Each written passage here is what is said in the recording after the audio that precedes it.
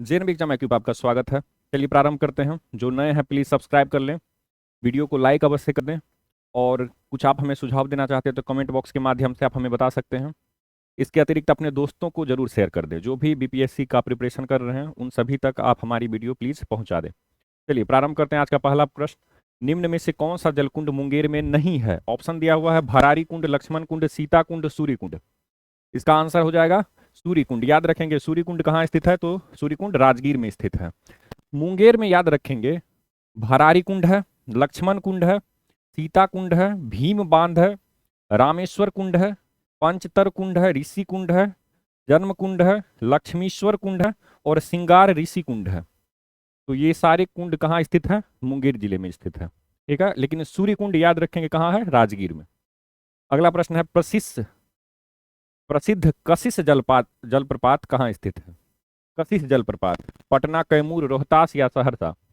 इसका आंसर हो जाएगा रोहतास में। याद रखेंगे कशिश जलप्रपात रोहतास में स्थित है। अगला प्रश्न है, कोसी नदी के 7 धाराओं सप्त कोसी का बेमेल जोड़ा कौन सा है? अब देखिए यहाँ पे आपको कोसी नदी की 7 धाराओं के बारे में दिया हुआ है। आपको ऐसा जोड़ा चुनना है जो इसमें असत्य है या फिर बेमेल है। पहला है दूध कोसी और सूर्य कोसी, अरुण और तैमूर, लिखू और इंद्रावती, तमाकोसी और उमा कोसी। कौन सा असत्य जोड़ा है? इसका आंसर हो जाएगा तमाकोसी और उमा कोसी। याद रखेंगे तमाकोसी तो है लेकिन उमा कोसी नहीं है। उमा कोसी नाम का कोई धारा है ही नहीं। तमाकोसी, सूर्य कोसी, दूध कोसी, इंद्रावती, अरुण, लिखू और तैमूर। ठीक है, तो याद रखेंगे ये सारी कोसी नदी की 7 धाराएं हैं जिससे मिलकर के कोसी बनती है। ठीक है, चलिए अगले प्रश्न पे आते हैं। किऊल नदी के किनारे स्थित शहर है पटना, समस्तीपुर, रोहतास, लखीसराय। तो किऊल नदी के किनारे कौन सा शहर स्थित है? आंसर हो जाएगा लखीसराय। याद रखेंगे लखीसराय किऊल नदी के किनारे स्थित है। अगला प्रश्न है, साल 2024-25 के लिए बिहार राज्य का बजट पिछले साल के मुकाबले कितने करोड़ रुपए अधिक है? यानी कि वित्त वर्ष 2023-24 के मुकाबले, याद रखेंगे 2023-24 के मुकाबले 2024-25 में बिहार बजट में कितनी वृद्धि की गई है? ऑप्शन है 16,840, 26,840, 36,840 या 46,840.32 करोड़। ऑप्शन सारे एक ही तरह के हैं, बस आपको नंबर याद रखना है 16,000 है या फिर 26,000 या 36,000 या 46,000। इसका आंसर हो जाएगा 16,840.32 करोड़। याद रखेंगे 16,840.32 करोड़। अब ये भी आपको स्मरण में रखना पड़ेगा कि ये जो बढ़ोतरी हुई है वो पहले कहाँ पे थी? तो वित्त वर्ष 2024-25 के लिए 2,78,725.72 करोड़ इस बार इस वित्तीय वर्ष में आपको देखने को मिल रही है। लेकिन बढ़ोतरी कहाँ से हुई है? तो 2,61,885.40 से वृद्धि हुई है। ठीक है, तो ये भी ध्यान में रखेंगे 2,61,885.40 करोड़ से बढ़ करके 2,78,725.72 करोड़ कर दिया गया है। यानी बढ़ोतरी 16,840। आप जनरली 17,000 भी याद रख सकते हैं, लेकिन आपसे डाटा आपको एकदम एक्यूरेट याद रखना होगा। ठीक है, चलिए कौन सा जोड़ा मगध संभाग के जिलों में शामिल नहीं है? गया और अरवल, नवादा और नालंदा, जहानाबाद और नवादा, औरंगाबाद और जहानाबाद। तो आपसे पूछा जा रहा है कौन सा मगध प्रमंडल या मगध कमिश्नरी के अंतर्गत नहीं है शामिल। तो इसका आंसर अगर आप ध्यान से देखेंगे तो कौन सा हो जाएगा? नवादा और नालंदा। ठीक है, नालंदा पटना संभाग के अंतर्गत आता है लेकिन नवादा मगध संभाग के अंतर्गत आता है। मगध संभाग के अंतर्गत गया, अरवल, औरंगाबाद, जहानाबाद और नवादा, ये 5 जिले आते हैं। तो ये भी आपको स्मरण करना है। चलिए अगला है, बिहार के पूर्वी चंपारण जिले का मुख्यालय कौन सा है? पूर्वी चंपारण जिले का मुख्यालय ऑप्शन दे दिया है बेतिया, मोतिहारी, आरा, भभुआ। पूर्वी चंपारण याद रखेंगे पूर्व का मोतिहारी कौन सा है और पश्चिम का बेतिया, ये याद रखेंगे। पश्चिमी चंपारण का मुख्यालय बेतिया, ठीक है, और पूर्वी चंपारण का मोतिहारी। इसके अंतर्गत आपको याद रखने हैं 6 अनुमंडल यानी कि सब डिवीजन और 27 ब्लॉक यानी प्रखंड आते हैं। इसे कब विभाजित किया गया था? तो नया जो जिला बनाया गया था 1 दिसंबर 1971 को। ठीक है, चलिए अगला है बिहार सरकार में नवगठित मंत्रिमंडल से बेमेल चुनिए। श्री माहेश्वर हजारी सूचना एवं जनसंपर्क मंत्रालय, श्रीमती शीला कुमारी शिक्षा मंत्रालय, श्री जनक राम अनुसूचित जाति एवं जनजाति कल्याण मंत्रालय, श्री हरि सहनी पिछड़ा वर्ग एवं अति पिछड़ा वर्ग कल्याण। कौन सा बेमेल है यानी असत्य है? तो आप ध्यान से देखें तो आपको यहाँ पे श्रीमती शीला कुमारी यहाँ पे शिक्षा मंत्रालय दे दिया गया है, जो कि असत्य है। ये परिवहन विभाग, परिवहन मंत्रालय इनके अधीन है, याद रखेंगे, श्रीमती शीला कुमारी परिवहन मंत्रालय। इसके अतिरिक्त जो भी है, चाहे वो श्री माहेश्वर हजारी हो जो सूचना एवं जनसंपर्क मंत्रालय, इसके अतिरिक्त श्री जनक राम अनुसूचित जाति एवं अनुसूचित जनजाति कल्याण मंत्रालय, श्री हरि सहनी पिछड़ा वर्ग एवं अति पिछड़ा वर्ग कल्याण। अच्छा, शिक्षा मंत्रालय श्री सुनील कुमार जी के पास है, ये भी ध्यान में रखेंगे। तो शिक्षा मंत्रालय श्री सुनील कुमार और परिवहन मंत्रालय किनके अधीन है? श्रीमती शीला कुमारी। ठीक है, चलिए अगला प्रश्न, बिहार जाति आधारित गणना 2022-23 के संबंध में असत्य कथन चुने। ऑप्शन दिया हुआ है, बिहार की कुल जनसंख्या, जो कि बिहार जाति आधारित गणना 2022 के अंतर्गत आता है, बिहार की कुल जनसंख्या 13,07,25,310 है। बिहार में यादव जनसंख्या 86,50,119 यानी कि 9.26% है। बिहार में चमार जनसंख्या 68,69,664 यानी 5.25% है। बिहार में कुशवाहा कोयरी जनसंख्या 55,06,113 अर्थात 4.21% है। कौन सा इसमें से असत्य है? तो आप अगर ध्यान से देखेंगे तो यहाँ पे आपको दिखाई देगी यादव जनसंख्या। क्यों? क्योंकि ये 9% नहीं है, ना ही ये केवल 86 लाख है, बल्कि ये 1,86,00,000 है। याद रखेंगे, 1,86,50,119 और प्रतिशत में 14.26%। ठीक है, तो ये ध्यान में रखेंगे। इसके अतिरिक्त जनसंख्या, बिहार की ओवरऑल जनसंख्या की बात की जाए तो 13,07,25,310 है। बिहार में चमार जनसंख्या 68 लाख है, ये भी ध्यान में रखेंगे, 68,69,664 और कुशवाहा जनसंख्या 55,06,113। ठीक है, चलिए अगला है, बिहार विधानसभा के वे 2 सीटें जो अनुसूचित जनजाति के लिए आरक्षित है। ऑप्शन है कटोरिया बांका एवं मनिहारी कटिहार, कहरा सहरसा एवं निर्मली सुपौल, आमी छपरा एवं पूर्वी चंपारण टाउन, चैनपुर सहरसा एवं पश्चिमी चंपारण देहात। कौन सी वे 2 सीटें हैं जो अनुसूचित जनजाति के लिए यानी कि एसटी के लिए आरक्षित है? एसटी के लिए, शेड्यूल ट्राइब के लिए। इसका आंसर हो जाएगा कटोरिया जो कि बांका में है और मनिहारी जो कि कटिहार में है। कटोरिया और मनिहारी ये 2 सीटें हैं जो अनुसूचित जनजाति के लिए आरक्षित है। अगला है वज्जी संघ, जो 8 राज्यों का संघ है, कि राज्यों का बेमेल जोड़ा चुने, यानी कि टोटल 8 राज्य हैं, उनमें से कौन सा बेमेल जोड़ा है, यानी कौन सा उन 8 राज्यों में नहीं है? बज्जी और लिच्छवी, ज्ञात्रिक और विदेह, उग्र और कुरु, भोग और पंचाल। तो ध्यान से देखिए, यहां पे आपको दिखाई देगी पंचाल, ये गलत है, पंचाल नहीं है, लेकिन कुरु है, ये भी ध्यान में रखेंगे। कुरु है, भोग है, उग्र है, ज्ञात्रिक है, विदेह है, वज्जी है और लिच्छवी है, यानी कि पांचाल नहीं है। कौन कौन है? वज्जी, लिच्छवी, ज्ञात्रिक, विदेह, उग्र, कुरु, भोग। अच्छा, पंचाल के जगह पे आपको याद रखना है इक्ष्वाकु। कौन सा है? एक इक्ष्वाकु। अगला है, बिहार का राज्य मुख्य सूचना आयुक्त किसे नियुक्त किया गया? बिहार का राज्य मुख्य सूचना आयुक्त। ऑप्शन है श्री मुरारी शरण, श्री पुजारी शरण, श्री दरबारी शरण, श्री त्रिपुरारी शरण। तो बिहार राज्य का मुख्य सूचना आयुक्त कौन है? वो है श्री त्रिपुरारी शरण, ये भी ध्यान में रखेंगे। कौन है? श्री, और ये छठे मुख्य राज्य के, ये छठे मुख्य सूचना आयुक्त हैं। इनमें से कौन सा जोड़ा भगवान बुद्ध के अष्टांगिक मार्ग से संबंधित नहीं है? सम्यक दृष्टि, सम्यक संकल्प, सम्यक वाणी, सम्यक कर्मांत, सम्यक स्मृति, सम्यक समाधि, सम्यक आदर्श और सम्यक व्यायाम। कौन सा जोड़ा संबंधित नहीं है यानी गलत है? तो यहाँ पे आप देखेंगे सम्यक आदर्श, ये आदर्श वाला कुछ नहीं है। ठीक है, कौन कौन है? सम्यक दृष्टि, सम्यक संकल्प, सम्यक वाणी, सम्यक दृष्टि, सम्यक संकल्प, सम्यक वाणी, सम्यक कर्मांत, सम्यक स्मृति, सम्यक समाधि, सम्यक व्यायाम और सम्यक आजीविका।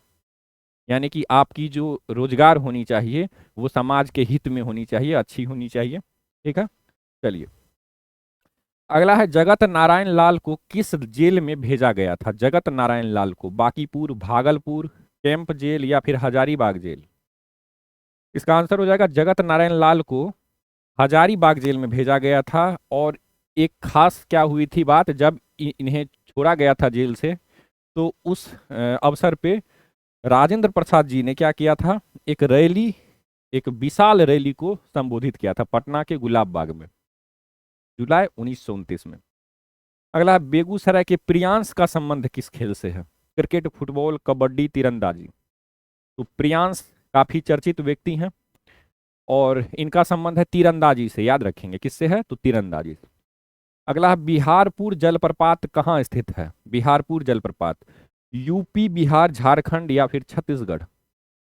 इसका आंसर हो जाएगा छत्तीसगढ़ में, याद रखेंगे। हसदेव नदी, हसदेव नदी है, इसी पे ये बिहारपुर जलप्रपात है। हालांकि एक गांव है उसी के नाम पे इसके बिहारपुर जलप्रपात कहा गया है, और वो गांव है कहाँ, तो छत्तीसगढ़ के मनेन्द्रगढ़ जिले में। ठीक है, अगला है, बिहार के सर्वाधिक वन क्षेत्रफल वाले 3 जिले घटते क्रम में कौन सा है? वन क्षेत्रफल वाले, ठीक है। ऑप्शन है कैमूर, पश्चिमी चंपारण, रोहतास, पश्चिमी चंपारण, रोहतास, कैमूर, रोहतास, कैमूर, पश्चिमी चंपारण या फिर कैमूर, रोहतास, पश्चिमी चंपारण। तो 3 ही जिले हैं, आपको बस श्रेणी में आपको देखना है। तो इसका आंसर हो जाएगा सबसे पहले सर्वाधिक वन घटते क्रम में कौन सा है, तो कैमूर, फिर पश्चिमी चंपारण, फिर रोहतास। ठीक है, तो कैमूर के बारे में याद रखेंगे, 1000 लगभग 1000 वर्ग किलोमीटर में है कैमूर। इसके बाद पश्चिमी चंपारण है लगभग 900 में, और रोहतास है लगभग 650, याद रख सकते हैं।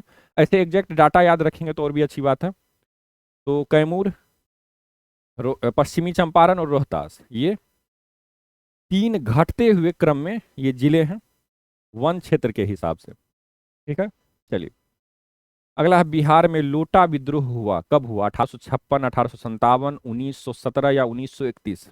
लोटा विद्रोह, ठीक है कब हुआ था? तो इसका आंसर हो जाएगा 1856 ईस्वी में। ठीक है, तो ये ध्यान में रखेंगे।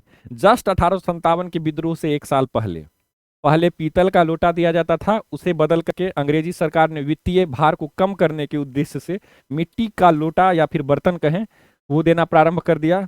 इससे नाराज होकर के मुजफ्फरपुर जेल के कैदियों के द्वारा लोटा विद्रोह किया गया, यानी कि आंदोलन किया गया लोटा को लेकर के। ठीक है, चलिए अगला है, 15 जनवरी 1934 को बिहार में आए भूकंप की त्रासदी में सर्वाधिक प्रभावित क्षेत्र भागलपुर था, जहां 3 अप्रैल को गांधी जी ने भूकंप पीड़ितों की सहायतायार्थ, यानी कि सहायता करने के उद्देश्य से चंदा स्वरूप गांधी जी का ऑटोग्राफ कितने रुपये में बेचने का ऐलान किया था? 5 रुपए, 50 रुपए, 500 रुपए या फिर 5000 रुपए? प्रश्न सिंपल है, कुछ डाटा याद रखने हैं आपको। जैसे बिहार में भूकंप कब आया था, जो महाभूकंप आया था या फिर विशाल क्षेत्र में जो भूकंप आया था बिहार के, तो 15 जनवरी को, कब? 1934 में। ये तो पहला डाटा याद रखना है। उसके बाद सर्वाधिक प्रभावित कौन सा जिला हुआ था? भागलपुर। गांधी जी कब पहुंचे थे? 3 अप्रैल को। कब? 3 अप्रैल को। ठीक है, और 3 अप्रैल को पहुंचने के बाद भागलपुर में उन्होंने क्या किया था, तो उन्होंने चंदा इकट्ठा करने के उद्देश्य से अपना ऑटोग्राफ बेचना प्रारंभ कर दिया, यानी कि ऑटोग्राफ के बदले में जो राशि थी वो लेना प्रारंभ कर दिया। तो वो कब किया था? तो 3 अप्रैल के बाद किया था, क्योंकि गांधी जी आए ही, भूकंप आया 15 जनवरी को, वो आए अप्रैल में 3 तारीख को। तो ये ध्यान में रखेंगे। और 5 रुपए लेना प्रारंभ कर दिया। इन्होंने कितना रुपया लेना प्रारंभ किया? 5 रुपए। ठीक है, एक ऑटोग्राफ 5 रुपए। चलिए, अगस्त क्रांति के दौरान गिरफ्तार नेता और भेजे गए जेल के संबंध में बेमेल चुने हैं, यानी कि डायरेक्ट भारत छोड़ो आंदोलन को ही अगस्त क्रांति कहा जाता है। तो उस समय में बिहार से जो भी नेता गिरफ्तार हुए थे उन्हें कहाँ भेजा गया था? इसमें कौन सा गलत है, आपसे सिंपल ये पूछा जा रहा। राजेंद्र प्रसाद बांकीपुर जेल, श्री कृष्ण सिंह बांकीपुर जेल, योगेंद्र शुक्ल बांकीपुर जेल या अनुग्रह नारायण सिंह बांकीपुर जेल? कौन सा असत्य है? तो इसका आंसर हो जाएगा योगेंद्र शुक्ल। इन्हें बक्सर जेल भेजा गया था, ना कि बांकीपुर जेल, ये ध्यान में रखेंगे। योगेंद्र शुक्ल, ठीक है, बक्सर जेल। अगला है बागमती नदी के किनारे स्थित शहर कौन सा है? पश्चिमी चंपारण, किशनगंज, अररिया, दरभंगा। इसका आंसर हो जाएगा बागमती नदी के किनारे दरभंगा शहर स्थित है। ठीक है, तो ये भी ध्यान में रखेंगे। बागमती नदी निकलती कहाँ से है? तो महाभारत श्रेणी से। बिहार में किस जिले में प्रवेश करती है? सीतामढ़ी जिले में। और बिहार में टोटल अगर लंबाई की बात की जाए तो बागमती की लंबाई 394 किलोमीटर, आप 400 याद रख सकते हैं। ठीक है, चलिए। कितने वर्ष की आयु में गुरु गोविंद सिंह पटना को छोड़कर अपने पिता की आज्ञा पर पंजाब में आनंदपुर के लिए प्रस्थान कर गए? लगभग 4.5 वर्ष, लगभग 11.5 वर्ष, 16.5 या फिर 24.5 वर्ष? तो गुरु गोविंद सिंह का जो प्रारंभिक जीवन बीता था वो लगभग 4 वर्ष तक वो बिहार में ही रहे थे। 4 वर्ष के बाद वो चले गए थे बिहार से बाहर। तो आंसर जो सबसे नियरेस्ट है वो कौन सा है? 4.5 वर्ष, ये याद रखेंगे। 26 दिसंबर 1666 को उनका जन्म हुआ था। 26 दिसंबर 1666 को, ये याद रखेंगे। इनका जन्म भी बहुत बार पूछा गया है। माता का नाम भी पूछा गया है, श्रीमती गुजरी देवी। ठीक है, और पिता तो श्री गुरु तेग बहादुर थे, जो कि 9वें गुरु थे। बचपन का नाम गोविंद राय था। और साथ ही साथ ये भी याद रखेंगे कि 1670 में, अब 1666 में इनका जन्म हुआ है दिसंबर में, और 1670 में उनका परिवार पंजाब चला गया था। अगला है मुंगेर में बनी किस वस्तु में गांधी जी की गहरी रुचि को देखकर घोरघाट गांव के लोगों ने उन्हें उपहार स्वरूप वो वस्तु उन्हें भेंट की जो उनके संग आजीवन रही? बंदूक, लाठी, तंबाकू का डब्बा, चांदी की कटोरी। वो कौन सी वस्तु? इसका आंसर हो जाएगा लाठी। याद रखेंगे, मुंगेरी लाठी काफी प्रसिद्ध है। ठीक है, तो जब वो 3 अप्रैल को उसी भूकंप के दौरान वो मुंगेर पहुंचे थे, तो घोरघाट के लोग अगरजीत पासवान के नेतृत्व में इन्हें उपहार स्वरूप एक लाठी इन्हें दी थी। और वो लाठी इनके पास इनके शहादत के दिन तक रही। ठीक है, तो ये याद रखेंगे। मौर्यकालीन प्रशासन के संबंध में असत्य कथन चुने।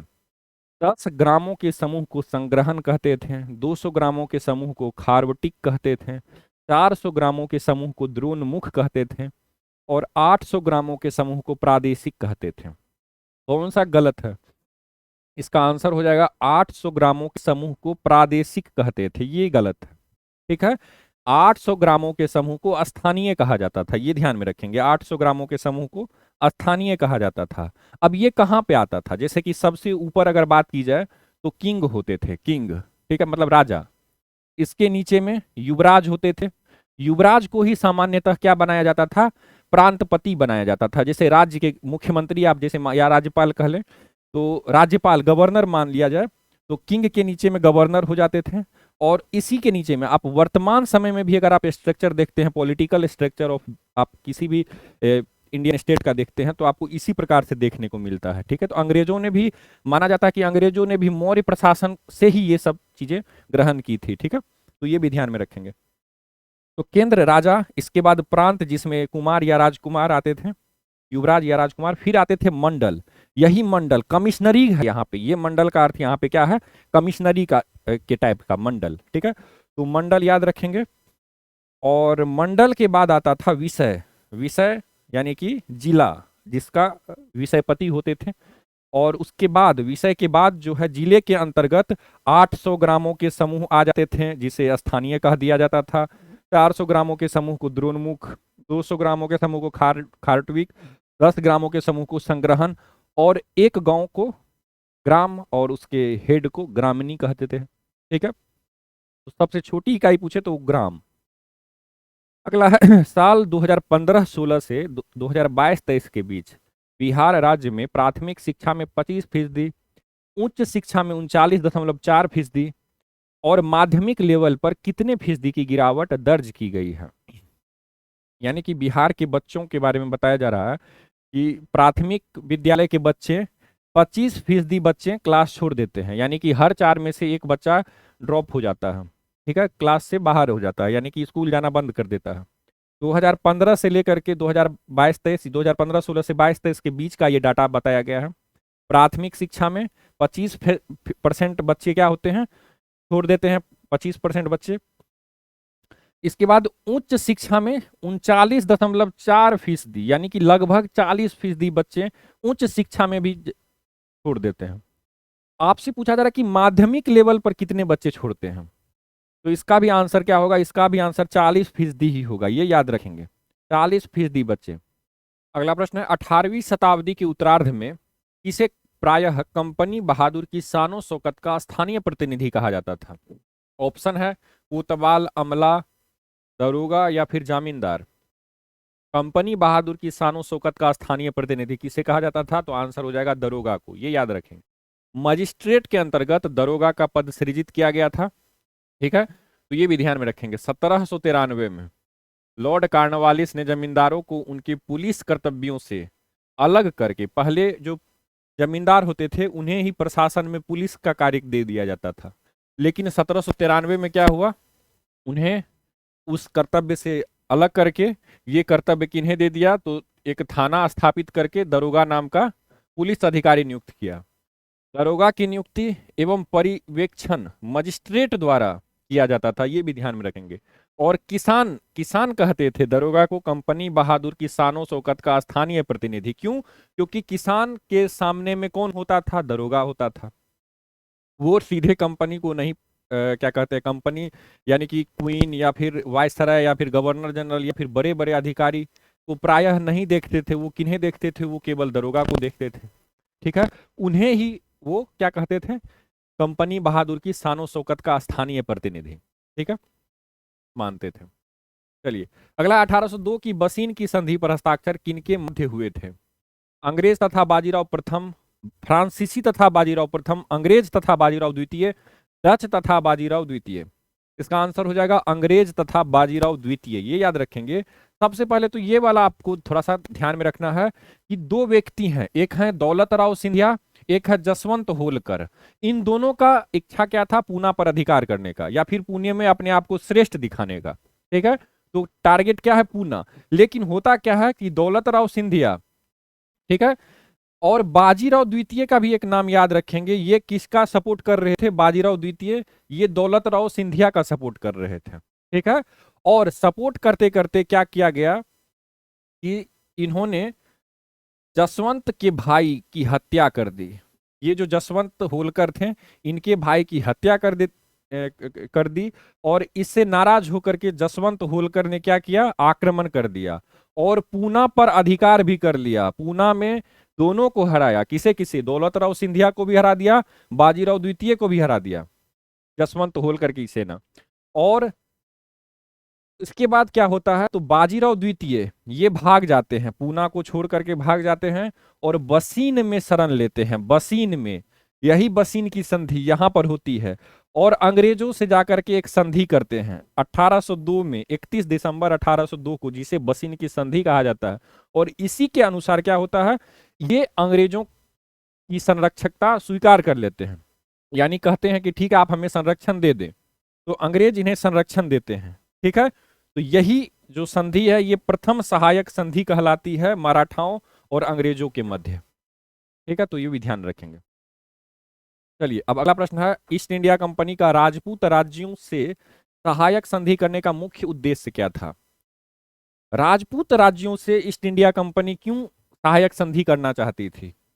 पहला है ऑप्शन, शत्रुओं के विरुद्ध सैनिक सहायता प्राप्त करने के उद्देश्य से, मराठा पिंडारी आक्रमण से इन राज्यों की सुरक्षा करने के उद्देश्य से, खिराज के रूप में धन प्राप्त करने के उद्देश्य से, या फिर अंग्रेजों की प्रभुसत्ता स्थापित करने के उद्देश्य से।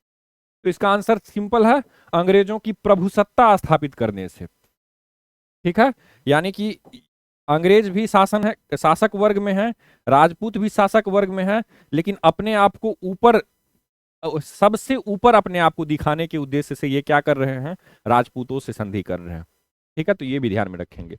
लॉर्ड वेलेस्ली, इनका नाम इंपॉर्टेंट है, सहायक संधि।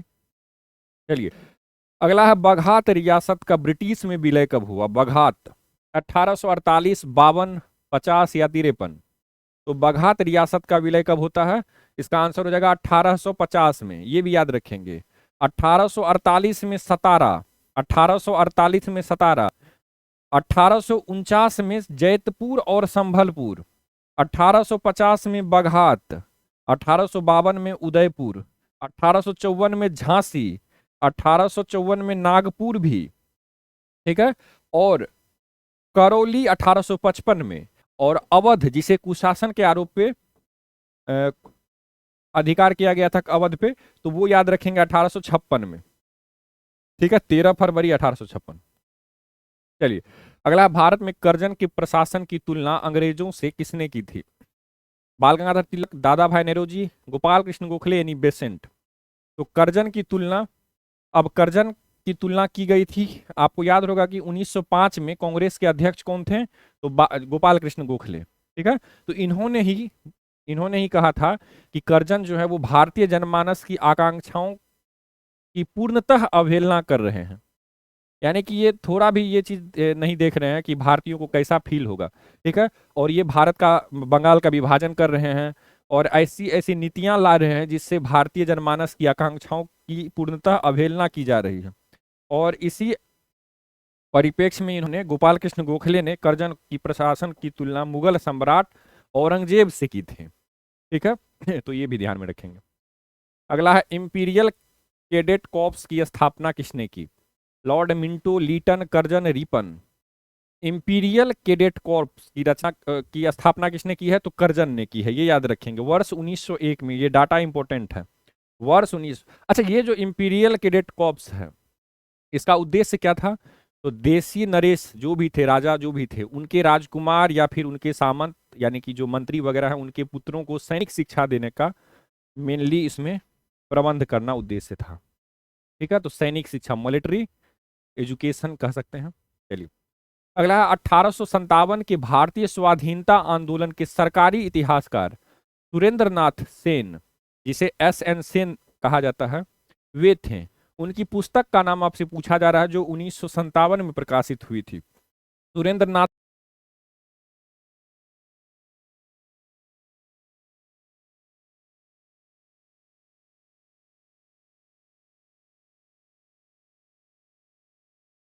और ये 1957 में प्रकाशित हुआ था। जो 1857 में, 1857 के विद्रोह के बारे में 1957 में 100 वर्ष के बाद प्रकाशित हुई थी, ये भी इंपॉर्टेंट है। अब आपसे पूछा रहा नाम, पहला है 1857, दूसरा है महाविद्रोह का इतिहास, तीसरा है 1857 की कहानी, चौथा है आंदोलन या विद्रोह। क्या हो जाएगा पुस्तक का नाम? तो आंसर है 1857, डायरेक्ट 1857, पुस्तक का नाम ही है 1857, ठीक है। तो ये याद रखेंगे 1857। अगला है, नेशनल काउंसिल ऑफ एजुकेशन की स्थापना कब हुई थी? 15 अगस्त 1903, 15 अगस्त 1905, 15 अगस्त 1904, 15 अगस्त 1906। नेशनल काउंसिल ऑफ एजुकेशन की स्थापना कब हुई है?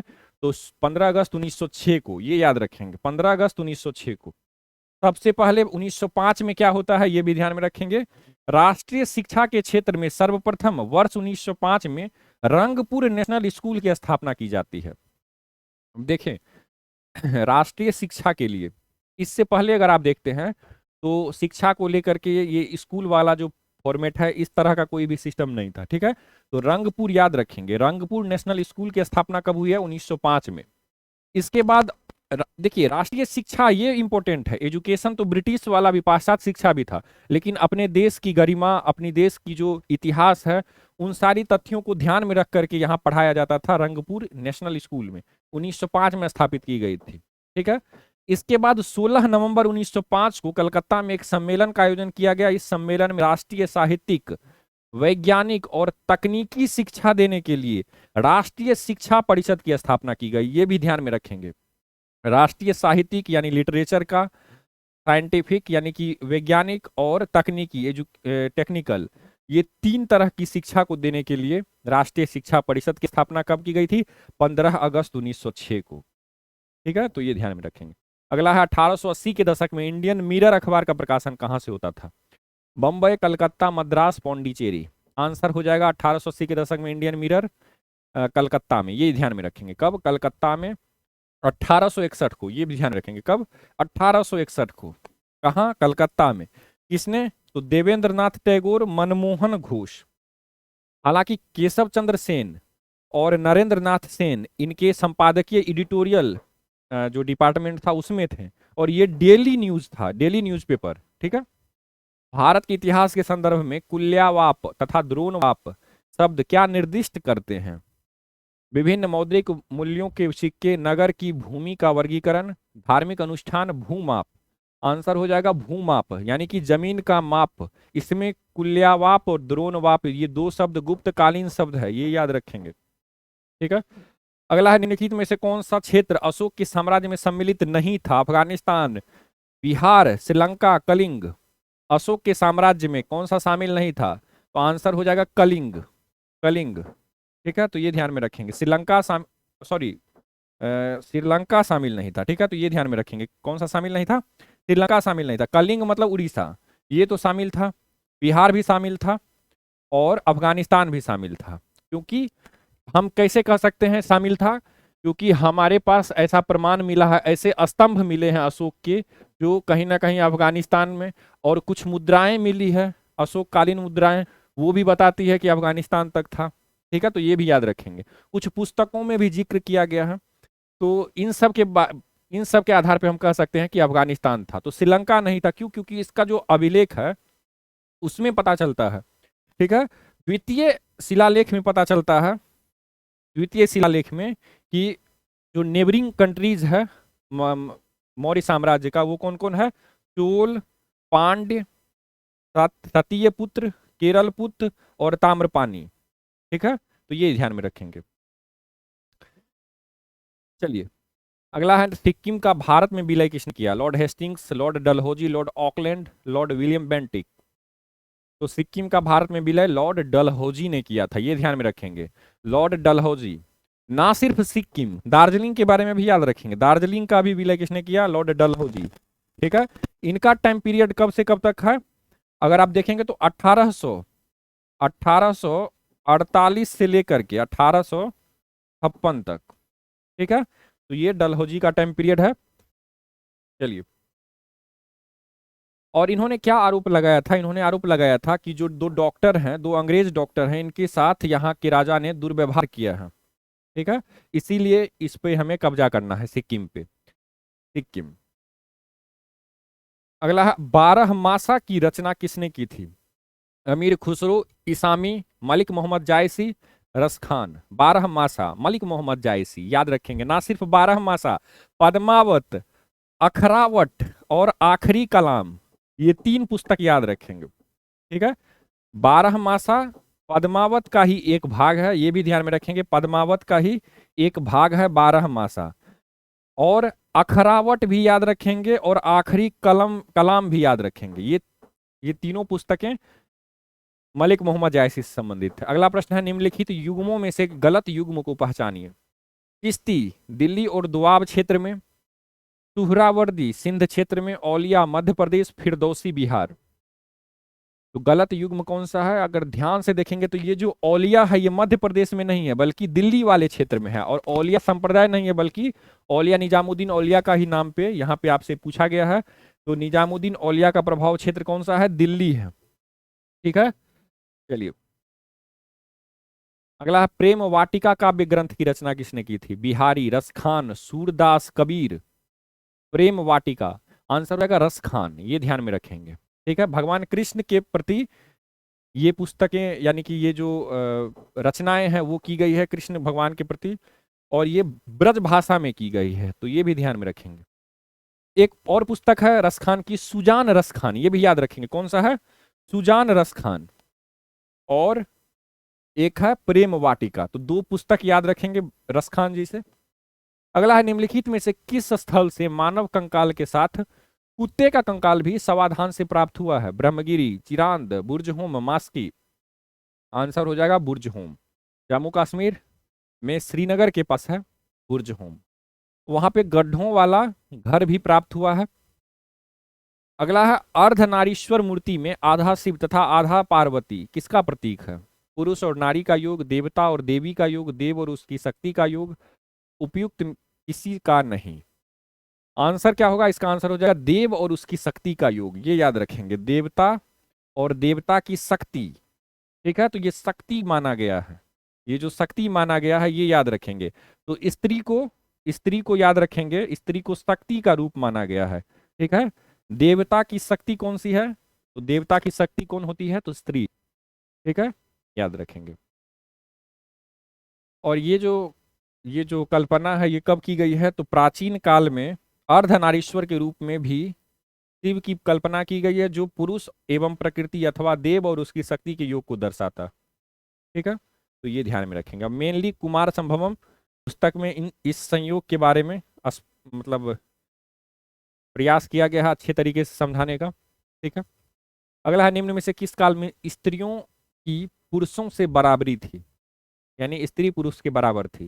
गुप्त काल, चोलों के टाइम पीरियड में, मौर्य काल में, या इनमें से किसी में भी नहीं? तो आंसर हो जाएगा इनमें से किसी में भी नहीं। क्यों? केवल ऋग्वैदिक काल एक ऐसा काल है जहां पे आप देखेंगे कि जो ऋग्वैदिक मंत्र हैं उनकी रचनाएं, जो अपाला, घोषा, लोप मुद्रा, ये सब जो हैं इनके माध्यम इन्होंने किया है। तो माना जाता है कि वो इतनी विद्वान थी तो और भी स्त्रियां विद्वान होंगी। तो और स्त्रियों को उस टाइम पीरियड में ये भी देखा जाता था कि स्त्रियां राजनीतिक, जो राजा का चुनाव होता था या फिर राजनीतिक जो भी कार्य होते थे उनमें वो पार्टिसिपेट करती थी। ठीक है, चलिए अगला है, बंगाल दुर्भिक्ष का वर्ष जिसमें लाखों लोग दिवंगत हुए थे क्या है? मतलब बंगाल का अकाल कब आया था? बंगाल में अकाल 1942, 43, 44, 45। आंसर हो जाएगा 1943 में, याद रखेंगे। ठीक है, और 1.5 मिलियन, 1.5 मिलियन मतलब 15 लाख, 15 लाख से 40 लाख लोग, 4 मिलियन 40 लाख, 15 लाख से 40 लाख लोग केवल बंगाल दुर्भिक्ष में मारे गए थे, और ये सरकारी अनुमान है। ठीक है, तो आप अंदाजा लगा सकते हैं कि इसकी इंटेंसिटी कितनी होगी। ठीक है, अगला है, निम्नलिखित में से किस अधिवेशन में कांग्रेस ने पहली बार भारतीय रियासतों के प्रति अपनी नीति घोषित की थी? नागपुर, गया, कलकत्ता, लखनऊ। ठीक है, भारतीय रियासतों से कांग्रेस का क्या उम्मीद है? कांग्रेस क्या चाहती है भारतीय रियासतों से, भारतीय राजाओं से? ये बात सबसे पहले किस अधिवेशन में, कांग्रेस की किस अधिवेशन में इस नीति की घोषणा की गई कि राजाओं को कैसा काम करना है? ठीक है, तो ये बात आपसे पूछा गया, इसका आंसर हो जाएगा नागपुर अधिवेशन, वर्ष 1920 में जो नागपुर अधिवेशन हुआ है उसमें। ठीक है, और घोषणा करते हुए क्या बोला गया है कि उनके शासकों से यह मांग की गई कि प्रजा को पूर्ण उत्तरदायी सरकार दीजिए। आप गद्दी पर से उतरिए और प्रजा को आने दीजिए। ठीक है, तो एक प्रकार से पूर्ण उत्तरदायी, यानी मनमाने तरीके से आप कार्य नहीं कर सकते हैं, निरंकुश होकर के आप कार्य नहीं कर सकते हैं, बल्कि आपको जवाबदेह होना पड़ेगा। ठीक है, ऐसा कुछ सिस्टम आप डेवलप कीजिए। ठीक है, अगर नहीं होता है तो गद्दी छोड़ दीजिए। और यहीं से आप देखेंगे कि प्रजामंडल वर्ष 1920 के बाद से ही प्रजामंडल जो है वो एक्टिवेट हो गया था, प्रजामंडल आंदोलन चलने लगा था। एक तरफ आप देखेंगे तो कांग्रेस ब्रिटिश इंडिया के प्रति, यानी कि अंग्रेजों के प्रति कांग्रेस आंदोलन कर रही थी, और जो भी रियासतें थी भारत की, उन रियासतों की जनताओं के द्वारा, प्रजाओं के द्वारा। ठीक है, तो यही बात याद रखेंगे, उन जो अपने अपने राजाओं के खिलाफ प्रजामंडल आंदोलन भी वहां के लोगों के द्वारा की जा रही थी। तो ये भी ध्यान में रखें, कब? 1920 के दशक के बाद। क्यों? क्योंकि नागपुर में ये अधिवेशन हो चुका था और वहां बोल दिया गया था सभी शासकों को कि आप पूर्ण उत्तरदायी सरकार दीजिए प्रजा को, और यहीं से प्रजामंडल आंदोलन फलना फूलना प्रारंभ कर दिया। अगला, भारतीय राष्ट्रीय कांग्रेस के द्वितीय सम्मेलन में कितने मुस्लिम प्रतिनिधियों ने भाग लिया था? 2, 30, 33, 41। पहले में कितने कितने मुस्लिम प्रतिनिधियों ने भाग लिया है? दूसरे में कितने लिया है? कम से कम 4 आपको याद रखने हैं। ठीक है, तो याद रखेंगे, पहले में 2, पहला जो हुआ था अधिवेशन उसमें 2 मुस्लिम प्रतिनिधि थे, दूसरे में 33, तीसरे में 81 और चौथे में 221। ऐसा क्यों? एक तरफ अगर आप देखेंगे तो सर सैयद अहमद खां का नाम आपने सुना होगा, उन्होंने कांग्रेस का विरोध एक प्रकार से किया था और मुस्लिमों को कांग्रेस से दूर रहने की हिदायत दी थी। लेकिन उस टाइम पीरियड में भी अगर आप देखेंगे तो हर अधिवेशन में मुस्लिमों की जो प्रतिनिधित्व है वो बढ़ती जा रही है। 2 से 33, 33 से 81, 81 तो 221। ठीक है, तो ये ध्यान में रखें। और टोटल कितने व्यक्ति ने दूसरे अधिवेशन में भाग लिया था, तो टोटल 436 व्यक्ति ने भाग लिया था, ये भी इंपॉर्टेंट है। ठीक है, ये ध्यान में रखेंगे। अगला है Catherine Mayo, Aldous Huxley, Charles Andrews, William Digby, इन सब के मध्य क्या रिश्ता है? पहला है, उन्होंने ब्रिटिश शासन के दौरान भारत की हालत पर टिप्पणी लिखी। वे भारतीय राष्ट्रीय आंदोलन के समर्थक थे, वे भारतीय राष्ट्रीय आंदोलन के विरोधी थे, वे महात्मा गांधी के दोस्त थे।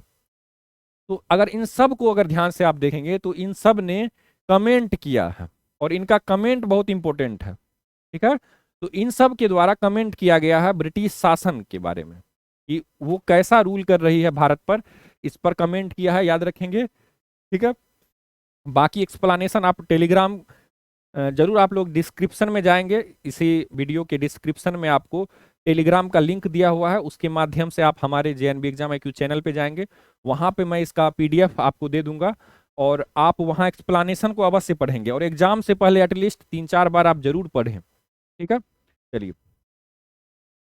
समय का अभाव रहता है, मैं चाहता हूं कि 1.5-2 घंटे के अंदर ये सब खत्म करूं।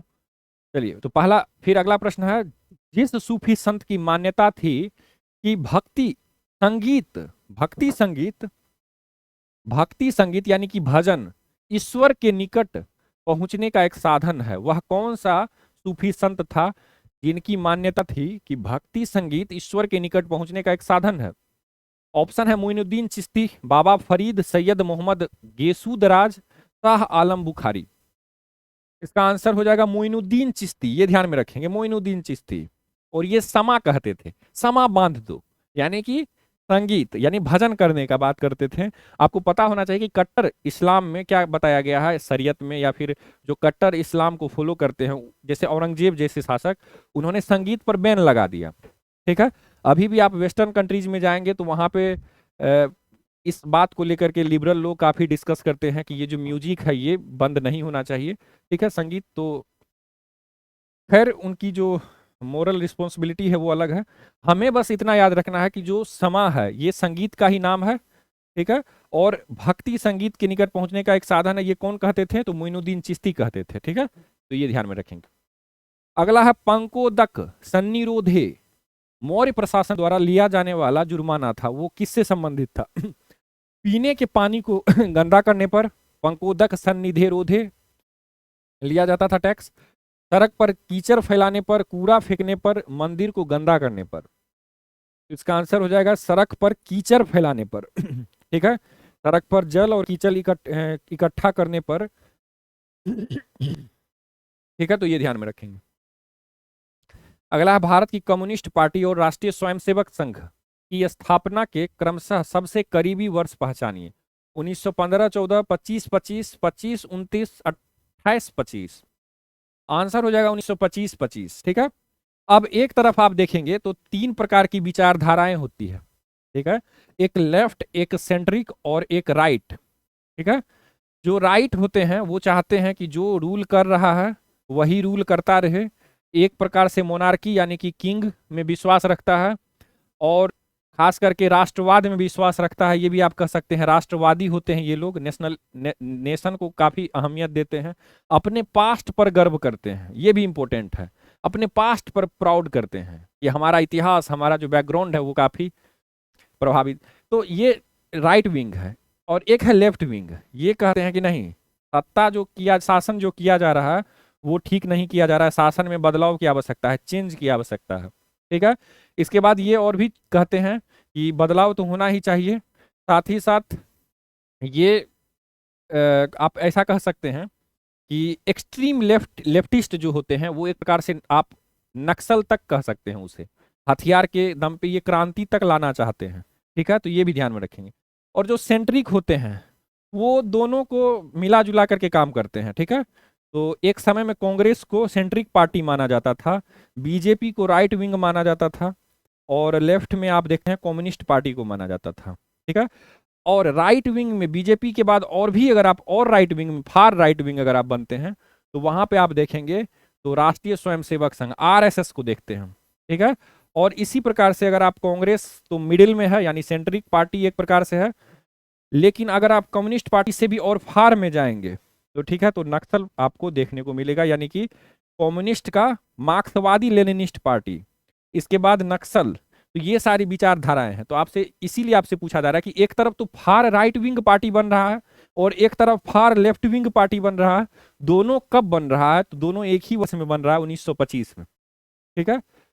तो इतिहास की खूबसूरती यही है। कम्युनिस्ट पार्टी और राष्ट्रीय स्वयंसेवक, कम्युनिस्ट पार्टी कानपुर में और राष्ट्रीय स्वयंसेवक संघ नागपुर में, दोनों 1925 में। अगला है, भारतीय राष्ट्रवाद ब्रिटिश राज का शिशु था, यह कथन किसका है? Vipin Chandra, R Coupland, R C Majumdar, P E Roberts. तो भारत में जो नेशनलिज्म, भारत में राष्ट्रवाद कैसे आया था? तो भारत में राष्ट्रवाद आया था, लोग न्यूज़पेपर पढ़ने लगे थे, लोग किताबें छापने लगे थे, लोगों को शिक्षा मिली थी, एजुकेशन मिली थी, तो वेस्टर्न एजुकेशन भी मिली थी। लोग वेस्टर्न एजुकेशन के माध्यम से लोकतंत्र क्या होता है ये समझने लगे थे। ठीक है, डेमोक्रेसी क्या होता है, इस तरह के जो नए नए आइडियाज थे, कार्ल मार्क्स का जो विचारधारा था, वो सारी चीजें समझने लगे थे। और ब्रिटिश ने ऐसा इंफ्रास्ट्रक्चर डेवलप किया था, इंफ्रास्ट्रक्चर ऐसा डेवलप किया था ब्रिटिश ने, जिससे रेलवे वगैरह सब। तो इसके कारण क्या होता है कि भारत में राष्ट्रवाद, लोग आपस में मिलते हैं और एक राष्ट्र को बनाने की बात करते हैं, अपने पास्ट पर गर्व करते हैं। कब गर्व करते हैं? जब इन्हें ये बताया जाता है कि आपका पास्ट तो कुछ था ही नहीं, आप लोग तो जंगली थे। तो यहाँ के लोग रिसर्च करते हैं और ढूंढते हैं अपने पुस्तकों में कि हमारा पास्ट कैसा था। तो जब उन्हें यह पता चलता है कि हमारा अतीत तो काफी गौरवशाली था, तो इनके अंदर जो भावना बढ़ती है वो एक राष्ट्रवाद की फीलिंग बढ़ती है। तो ये सारी चीजें कैसे हो रहा है? ये सारी चीजें ब्रिटिश राज की नीतियों के विरोध में, या फिर ऐसा कह सकते हैं कि उनके ही रिएक्शन में हो रहा है। ठीक है, चलिए, तो ये बात भारतीय राष्ट्रवाद ब्रिटिश राज की का शिशु था, ये किसने कहा है? तो इसका आंसर हो जाएगा आर कोपलैंड, ये याद रखेंगे, आर कोपलैंड। अगला है, भारतीय स्वाधीनता संघर्ष के संदर्भ में निम्नलिखित में से कौन सा कथन सही नहीं है इंडिपेंडेंस के संबंध में? हकीम अजमल खान राष्ट्रवादी तथा चरमपंथी अहरार अहरार आंदोलन शुरू करने वाले नेताओं में से थे। कौन? हकीम अजमल खान। दूसरा है, भारतीय राष्ट्रीय कांग्रेस के संगठन के समय सर सैयद अहमद खान ने इसका विरोध किया। तो सर सैयद अहमद खान कांग्रेस का विरोध करते हैं। तीसरा है, 1906 में गठित अखिल भारतीय मुस्लिम लीग ने बंगाल के विभाजन और अलग निर्वाचक समूह बनाए जाने का प्रबल विरोध किया। फिर है, मौलाना बरकतुल्ला और मौलाना अब्दुल्ला सिंधी काबुल में भारत की अंतःकालीन सरकार का गठन करने वालों में से थे, यानी कि अस्थायी सरकार। अब आपसे पूछा रहा कौन सा गलत है, तो आप यहाँ पे देखेंगे तो यहाँ पे आपको 1906 में गठित अखिल भारतीय मुस्लिम लीग के द्वारा बंगाल विभाजन का सपोर्ट किया गया था। साथ ही साथ अलग जो इलेक्टोरल जो मतलब निर्वाचक समूह है, इसे भी करने का ये सपोर्ट कर रहे थे, ना कि विरोध कर रहे थे। विरोध नहीं कर रहे थे बल्कि सपोर्ट कर रहे थे, तो यही गलत है। ठीक है, ये ध्यान में रखेंगे। अगला है, भागवत संप्रदाय में भक्ति के रूपों की संख्या कितनी है? 7, 9, 8, 10। तो नवधा भक्ति का कंसेप्ट है, ये याद रखेंगे। नवधा भक्ति, मोक्ष प्राप्त करने के लिए 9 प्रकार की भक्ति, ठीक है, ये भागवत संप्रदाय में है। अगला है, निम्नलिखित में से किसे उसकी उच्च गजलों के कारण उसे भारत का सादी कहा गया है? भारत का सादी, अमीर हसन, अमीर खुसरो, अबू तालिब, कलीम, चंद्रभान ब्राह्मण। भारत का सादी किसे कहा गया है? उनकी उच्च गजलों के कारण। ठीक है, तो इसका आंसर हो जाएगा अमीर हसन को, याद रखेंगे किन्हें? अमीर हसन को। अगला है, अपने पुत्र के स्थान पर दूसरे उत्तराधिकारी को गोद लेने के अधिकार को पुनः स्थापित किया था।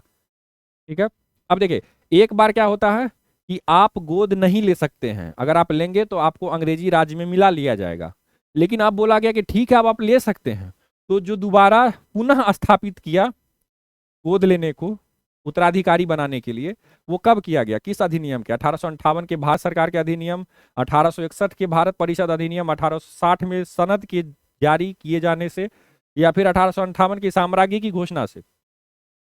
आंसर हो जाएगा 1858 की साम्राज्य की घोषणा से। ठीक है, ये ध्यान में रखेंगे। ब्रिटिश सरकार आतंकित हो गई थी 1857 का महाविद्रोह के कारण, और महारानी को ये घोषणा करना पड़ा कि ठीक है, राजाओं को इन्होंने क्या कहा कि ठीक है, क्योंकि आंदोलन में मुख्य रूप से कौन थे, ना किसान था ना मजदूर वर्ग था, तो मेनली राजाओं के या फिर जमींदारों या फिर आप कह सकते हैं जो मेन जो रियासत जिनके पास थी, लीडर्स, एक तरह से किंग के द्वारा ये आंदोलन, जो 1857 के आंदोलन अगर आप देखते हैं तो अधिकांश आपको राजाओं के माध्यम से ये आंदोलन की गई थी, राजाओं के द्वारा की गई थी। तो उन्हें ये संतुष्टि देने के लिए महारानी ने 1858 में ही ये घोषणा की कि ठीक है, अब आप ले सकते हैं और शांत करिए, शांत रहिए आप लोग, ठीक है। अगला, निम्नलिखित युग्मों में से कौन सा एक एसआई प्रणाली में सुमेलित नहीं है, एसआई प्रणाली में, ठीक है। ऑप्शन है दबाव या दाब पास्कल, उष्मा की सक्रियता जूल, लेंस की क्षमता डायोप्टर, रेडियोएक्टिव पदार्थ क्यूरी। तो कौन सा एसआई प्रणाली में, ये भी ध्यान में रखना है, तो इसका आंसर हो जाएगा रेडियो एक्टिव पदार्थ का क्यूरी, ठीक है। क्यों? क्योंकि इसका होगा बेकुरल, ये याद रखेंगे, ठीक है। एसआई प्रणाली में इसकी इकाई क्या है, बेकुरल। इसकी क्यूरी इसकी पुरानी और गैर एसआई मात्रक है रेडियो एक्टिव पदार्थ। अगला है, जीवों में अनुवांशिक लक्षण संतान में ले जाए जाते हैं किनके द्वारा, ribosome, plasma, chromosome, lysosome. Answer क्या होगा, इसका आंसर हो जाएगा क्रोमोजोम के द्वारा, ये याद रखेंगे, किसके द्वारा, क्रोमोजोम। और ये नाम इंपॉर्टेंट है, वेल्डेयर, इनका याद रखेंगे, ठीक है, वेल्डेयर, क्रोमोजोम वेल्डेयर। निम्नलिखित में से कौन सही सुमेलित नहीं है, एल्युमिनियम हेमेटाइट, कॉपर क्यूराइट, पारा सिनेबार, जिंक केलामाइन। इसका आंसर क्या हो जाएगा, इसका आंसर हो जाएगा एल्युमिनियम, जो कि बॉक्साइट है। एल्युमिनियम का क्या है, बॉक्साइट, ना कि हेमेटाइट, ठीक है। ये आयरन का है, लोहा का है, ठीक है। कॉपर का क्यूपराइट, पारा का सिनेबार, जिंक का केलामाइन, आयरन का हेमेटाइट। 2,4-D है, क्या है 2,4-D, कीटनाशक, कवकनाशी, विस्फोटक, खरपतवारनाशी। इसका आंसर हो जाएगा खरपतवारनाशी, ठीक है, ये ध्यान में रखेंगे। खरपतवार क्या होती है, जैसे आप एक एक होता है वांछित, वांछित फसल, जैसे अगर आप चाहते हैं कि आप खेत खेत में आप चाहते हैं गेहूं लगाना, आप गेहूं लगाना चाहते हैं, लेकिन होता क्या है कि गेहूं के साथ अन्य पौधे भी उग जाते हैं, और भी पौधे उग जाते हैं, गेहूं है साथ साथ और भी छोटे छोटे पौधे उग गए। अब इससे क्या होता है, जो गेहूं को जो चाहिए होता है पोषक पदार्थ, वो जो इसके लिए सेव्ड होना चाहिए था, रिजर्व होना चाहिए था, उसमें और भी पार्टिसिपेशन बढ़ जाता है। अब खरपतवार जो एक्स्ट्रा फसल है, जो एक्स्ट्रा पौधे हैं वो जो उगते हैं, उसे ही खरपतवार बोला जाता है, ठीक है। अब उन वे भी मिट्टी से वो सारी चीजें लेना प्रारंभ कर देते हैं, तो कंपटीशन हो जाता है इन दोनों के मध्य, ठीक है। अब इससे इन्हें कम प्राप्त होगा, क्योंकि ये जो है किसमें बट जाएगा, ये छोटे छोटे खरपतवारों में भी बट जाएगा। तो इसे नष्ट करने के लिए और मनचाहे फसल को सुरक्षित रखने के लिए याद रखेंगे 2,4-D का यूज किया जाता है। अगला, निम्नलिखित में से किसे चूहा विष के रूप में प्रयोग किया जाता है, चूहा विष के रूप में, zinc sulphide, calcium phosphate, lead sulphide, zinc phosphide. इसका आंसर हो जाएगा जिंक फॉस्फाइड, ये याद रखेंगे, जिंक फॉस्फाइड, चूहा मारने वाला जिंक फॉस्फाइड। अगला है, जीवन चक्र की दृष्टि से पौधे का सबसे महत्वपूर्ण अंग क्या है, पुष्प, तना, पत्ती, जड़। तो जीवन चक्र की दृष्टि से सबसे इंपॉर्टेंट क्या है, पुष्प, याद रखेंगे। पुष्प में क्या होता है, पुंकेसर, स्त्री केसर, ये सारी चीजें होती है, जिसके बाद एक नए पौधे का भी विकास हो सकता है, जनन हो सकता है। तो पुष्प काफी इंपॉर्टेंट है। अगला है, जब सितार और बांसुरी पर एक ही स्वर बजाया जाए तो उनसे उत्पन्न ध्वनि का भेद निम्नलिखित में अंतर के कारण किया जाता है, तारत्व, प्रबलता, ध्वनि गुणता, तारत्व और प्रबलता, केवल ध्वनि गुणता, केवल प्रबलता। आंसर हो जाएगा केवल ध्वनि गुणता, ये याद रखेंगे, ठीक है। अगला है, रेडियो तरंगों के विक्षेपण के लिए वायुमंडल के निम्नलिखित स्तरों में से कौन सा स्तर उत्तरदायी है, रेडियो तरंग के विक्षेपण के लिए कौन सा रेडियो तरंग, ये याद रखेंगे, क्षोभ मंडल, मध्य मंडल, समताप मंडल, आयन मंडल। आंसर हो जाएगा आयन मंडल, ये याद रखेंगे, ठीक है। अगला है, कमरे में लगा हुआ वातानुकूलक यानी एसी क्या नियंत्रित करता है, एसी केवल तापक्रम, आर्द्रता और तापक्रम, दाब और तापक्रम, आर्द्रता, दाब, तापक्रम। आंसर हो जाएगा क्या, इसका आंसर हो जाएगा आर्द्रता और तापक्रम, याद रखेंगे, ठीक है। तो ये दोनों चीज याद रखेंगे, आर्द्रता और तापक्रम। ठीक है, अब देखिए आर्द्रता ज्यादा होगी तो क्या होगा, उमस होगा एक प्रकार से, क्योंकि पानी में क्या होती है, गुप्त उष्मा होती है। अगर एक कमरे में ज्यादा आर्द्रता हो, यानी नमी ज्यादा हो, ह्यूमिडिटी ज्यादा हो, इस तरह से कह सकते हैं, आर्द्रता ज्यादा होगी तो क्या होगा, उसमें गुप्त उष्मा होती है, तो वो आपको एक प्रकार से आपको गर्मी लगने लगेगा। ठीक है, तो ये याद रखेंगे, आर्द्रता को भी ये कंट्रोल करती है एसी, आर्द्रता को कम करती है जिससे गर्मी कम लगे, और तापक्रम याद रखेंगे, तापक्रम को भी कम करती है। ठीक है, चलिए अगला है परम शून्य ताप क्या है। किसी भी तापमान पैमाने का आरंभिक बिंदु, सैद्धांतिक रूप से न्यूनतम संभव तापमान, वह तापमान जिस पर सभी द्रव पदार्थों के वाष्प जम जाते हैं, वह तापमान जिस पर सभी पदार्थ वाष्पीय प्रावस्था में होते हैं। परम शून्य ताप, इसका क्या आंसर होगा, सैद्धांतिक रूप से, व्यवहारिक रूप से आप इस पे नहीं जा सकते हैं। ठीक है, सैद्धांतिक रूप से आप इस टेम्परेचर पे जा सकते हैं। ठीक है, किताब में आप लिख सकते हैं 273.15, लेकिन आप रियल में इतना टेम्परेचर पे जा ही नहीं सकते हैं। तो ये केवल सैद्धांतिक रूप से न्यूनतम संभव तापमान है परम शून्य ताप, ये याद रखेंगे। ठीक है, चलिए -273.15 याद रखेंगे, सेल्सियस याद रखेंगे। चलिए, इसे ही 0 डिग्री केल्विन कहा जाता है, ये भी ध्यान में रखेंगे। अगला है, निम्नलिखित में से कौन अन्य तीनों की तुलना में ज्यादा सूर्य की रोशनी परावर्तित करती है, रिफ्लेक्ट करती है। रेत का रेगिस्तान, ताजा बर्फ से ढकी भूमि, धान की खेती की भूमि, प्रेयरी भूमि यानी समशीतोष्ण। कौन सा ऐसा है जो कि सर्वाधिक सूर्य की रोशनी को परावर्तित करता है। आंसर हो जाएगा ताजा बर्फ से ढकी भूमि। ठीक है, ये ध्यान में रखेंगे। अब एक कंसेप्ट और है, ये जो क्षमता है, जो मतलब प्रकाश को परावर्तित करने की जो क्षमता है, उसे अल्बीडो बोला जाता है। ये भी प्रश्न पूछा गया है, ये याद रखेंगे। अल्बीडो क्या होता है, तो किसी भी परत के सरफेस के द्वारा परावर्तित करने की उसकी क्षमता को क्या कहते हैं, अल्बीडो। ठीक है, बर्फ का अल्बीडो उच्च होता है, ये ध्यान में रखेंगे। और ताजा बर्फ की ढकी भूमि 80 से 85% तक परावर्तित कर देता है प्रकाश को। अगला है, किसी भी वस्तु के त्रिविमीय 3 डायमेंशनल प्रतिरूप को अंकित तथा पुनरावृत करने की तकनीक का क्या नाम है। और ऑडियोग्राफी, फोटोग्राफी, लेक्सियोग्राफी या फिर होलोग्राफी। आंसर हो जाएगा होलोग्राफी, याद रखेंगे कौन सा, होलोग्राफी। अगला क्वेश्चन है, एक बीज के अंकुरन के लिए निम्नलिखित में से कौन सी 3 परिस्थितियां सर्वाधिक महत्वपूर्ण है। आपको दिया है कि एक बीज है, उसे अंकुरित होना है, जमीन से बाहर आना है, या फिर ऐसा कह सकते हैं उसे अंकुरित होना है।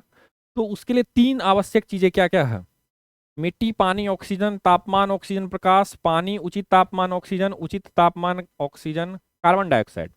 इसका आंसर क्या हो जाएगा, अंकुरन के लिए सबसे पहले तो इसे पानी पानी चाहिए, फिर इसे याद रखेंगे, इसका जो है ना टेम्परेचर भी होना चाहिए 25 से 35 डिग्री के आसपास होना चाहिए टेम्परेचर भी। ठीक है, तो पानी, उचित तापमान और ऑक्सीजन, ये 3 चीजें चाहिए। ठीक है, मिट्टी में ऑक्सीजन भी होनी चाहिए, तब जा करके आपको ये अंकुरित होगा, पानी, उचित तापमान और ऑक्सीजन। अगला है, एक कटा हुआ हीरा क्यों चमकता है यानी जगमगाता है। इसकी आवनिक संरचना के कारण, प्रकाश के शोषण के कारण, पूर्ण आंतरिक परावर्तन के कारण, कुछ अन्य निहित गुण के कारण। तो कटा हुआ हीरा क्यों चमकता है, तो कटा हुआ हीरा को इस तरह से तराशा जाता है कि जब रोशनी आए तो अंदर से टकरा करके ये अंदर में ही घूमता रहे, परावर्तित होता रहे, अंदर में ही पूर्ण प्रकाशन हो जाए। ठीक है, इससे क्या होगा, इसका लाइट इसमें तो पूर्ण आंतरिक परावर्तन के कारण। चलिए अगला है, निम्नलिखित में से किसका वेग अधिकतम होता है। कॉस्मिक किरण, इलेक्ट्रॉन, प्रकाश, ध्वनिक तरंग। वेग अधिकतम किसका होगा, तो हमेशा प्रकाश का याद रखेंगे, प्रकाश से तेज कुछ है ही नहीं। ठीक है, निम्न में से किस विकिरण में ऊर्जा प्रति क्वांटम सर्वाधिक होगी। प्रति क्वांटम ऊर्जा सर्वाधिक किसमें होगी, 320 से 400 नैनोमीटर, 200 से 280 नैनोमीटर, 280 320 नैनोमीटर, 400 से 600 नैनोमीटर। तो याद रखेंगे, हमेशा एक चीज याद रखेंगे, ऊर्जा किसमें सबसे ज्यादा होगी, तो जिसका सबसे कम होगा। ठीक है, तो किसका सबसे कम है, 200 से 280 नैनोमीटर। तो तरंग दैर्घ्य की न्यूनतम रेंज वाली विकिरण में तरंगदैर्घ्य की न्यूनतम रेंज वाली विकिरण में याद रखेंगे प्रति क्वांटम ऊर्जा सर्वाधिक होगी, और यहाँ पे न्यूनतम कौन सा है, तो 200 से 280 नैनोमीटर। अगला है निम्नलिखित में से कौन सा एक शाकनाशक का उदाहरण है? Potassium permanganate, sodium chlorate, bleaching powder, उपरोक्त में से कोई नहीं। शाकनाशक आंसर हो जाएगा सोडियम क्लोरेट, याद रखेंगे NaClO, NaClO ये ध्यान में रखेंगे, ठीक है।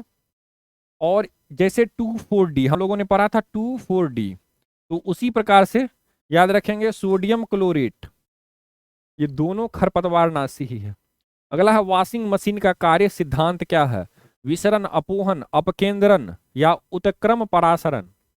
वॉशिंग मशीन किस सिद्धांत पे कार्य करता है? तो इसका आंसर हो जाएगा अपकेंद्रन पे, याद रखेंगे किस पे, अपकेंद्रन पे। अपकेंद्रन बल क्या होता है वो सारी चीजें आप पढ़ेंगे। इलेक्ट्रोइंसेफेलोग्राम EEG एक परीक्षण है जिसका उपयोग किसकी विद्युतीय गतिविधि से संबंधित समस्याओं का पता लगाने के लिए किया जाता है?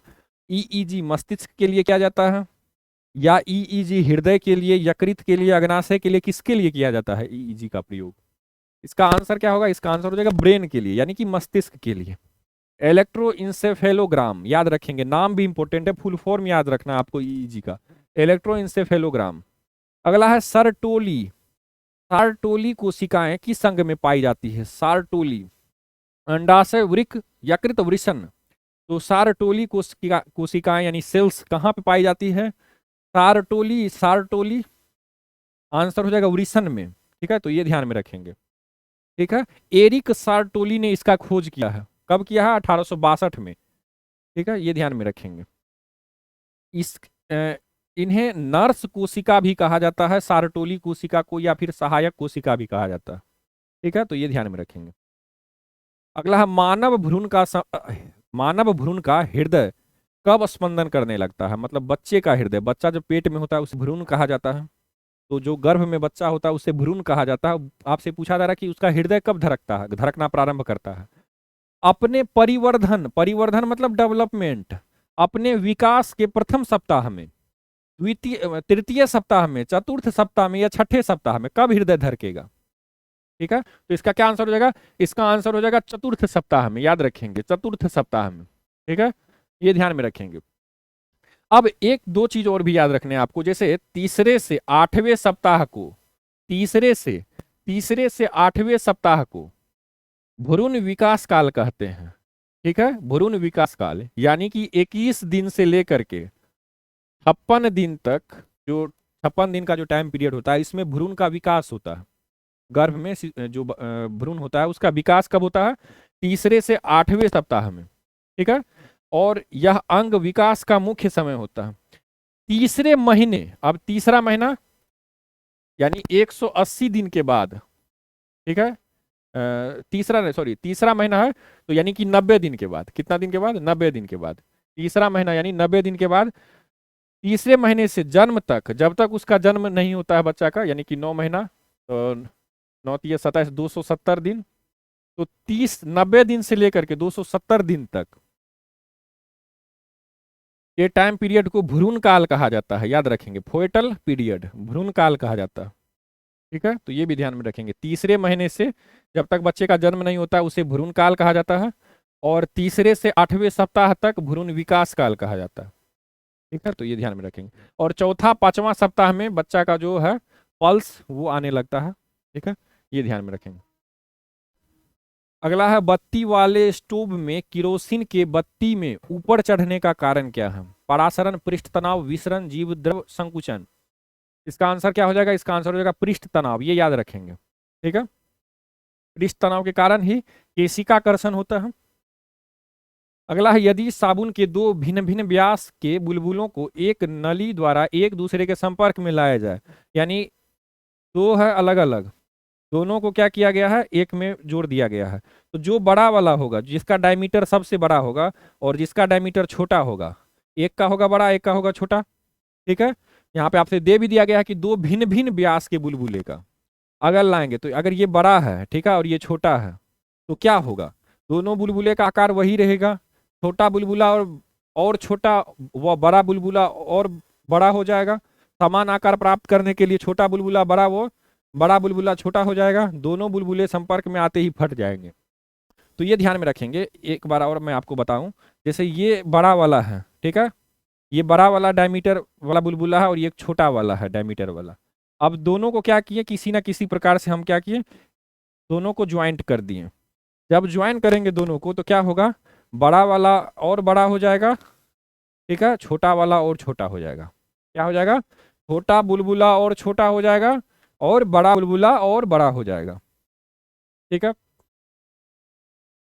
चलिए अगला है मानव आंख दृश्य प्रकाश के जिस तरंग दैर्घ्य के लिए सर्वाधिक सुग्राही होता है, यानी कि एकदम कंफर्टेबल, हम लोग एकदम अच्छा से उसको फील कर सकते हैं, देख सकते हैं, वो कौन सा प्रकाश का जो है, किस एंगस्ट्रम का वो प्रकाश है, 6050 एंगस्ट्रम, 4500 एंगस्ट्रम, 5500 एंगस्ट्रम या फिर 7500 एंगस्ट्रम।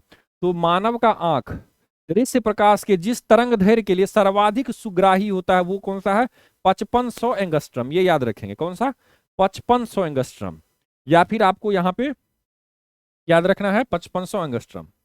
एंगस्ट्रम क्या होता है, 10⁻⁻10, ठीक है। नैनोमीटर क्या होता था, 10⁻⁻9, और एंगस्ट्रम क्या होता है, 10⁻⁻10, ठीक है, ये ध्यान में रखेंगे। अगला है एस्ट्रोजन किसके द्वारा उत्पादित होता है, एस्ट्रोजन हार्मोन, अंड, पुट्टिका, गर्भाशय, कार्पस, लुटियम। तो इसका आंसर हो जाएगा पुट्टिका, याद रखेंगे, किसके द्वारा, अंडाशय में होता है पुट्टिका, ये ध्यान में रखेंगे। अंडाशय की ग्राफियन, पुट्टिका की थीका इटरना की कोशिका में होता है, ठीक है, ये ध्यान में रखेंगे। और यौवनारंभ से लेकर के रजो निवृत्ति की आयु लगभग 52 वर्ष तक, ठीक है। अब इसको आप यहाँ पे देख पाएंगे, पुट्टिका जो अंडाशय का जो पुट्टिका होता है उसमें थीका इटरना में दो होता है, यहाँ पे एक होता है थीका एक्सटर्ना, आपसे अगर एक्सटर्ना दे दे तो वहां नहीं होगा, ठीक है, एक्सटर्ना में नहीं होता बल्कि थीका इटरना में, आंतरिक वाले में होता है, आंतरिक वाले में, आंतरिक वाले में, ये भी ध्यान में रखेंगे, ठीक है। चलिए अगला, पेंडुलम घड़ी तीव्र गति से चल सकती है ग्रीष्म में, वसंत में, शीतकाल में, वर्षा ऋतु में। तो पेंडुलम घड़ी तीव्र गति से कब चलेगी, तो इसका आंसर हो जाएगा ठंडे के टाइम पीरियड में, यानी कि शीतकाल में, ठीक है।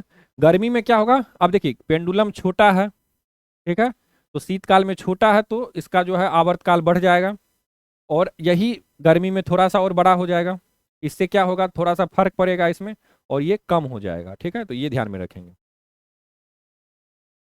चलिए अगला, वह थर्मामीटर जो 2000 डिग्री सेल्सियस मापने हेतु उपयुक्त हो वह कौन सा है, गैस या पारे या वाष्प दबाव या पूर्ण विकिरण। तो 2000 डिग्री सेल्सियस मापने हेतु उपयुक्त है वो कौन सा थर्मामीटर है, इसका आंसर हो जाएगा पूर्ण विकिरण पायरोमीटर। ये याद रखेंगे, सूर्य की रोशनी को हम लोग क्या करते हैं, हम लोग दूर से ही उसके विकिरण को भाप करके पता कर लेते हैं, तो याद रखेंगे क्या होगा, पूर्ण विकिरण पायरोमीटर, ठीक है। सामान्यतः 2000 डिग्री सेल्सियस मापने के लिए यूज किया जाता है पूर्ण विकिरण पायरोमीटर।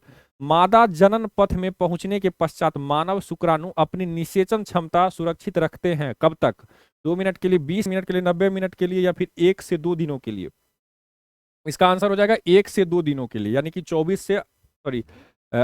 से 72 घंटों तक सुरक्षित रहती है। तो 1 से 2 दिनों के लिए आप इसका, अगर आपको ऑप्शन में दिया हुआ है तो वो आप बना सकते हैं।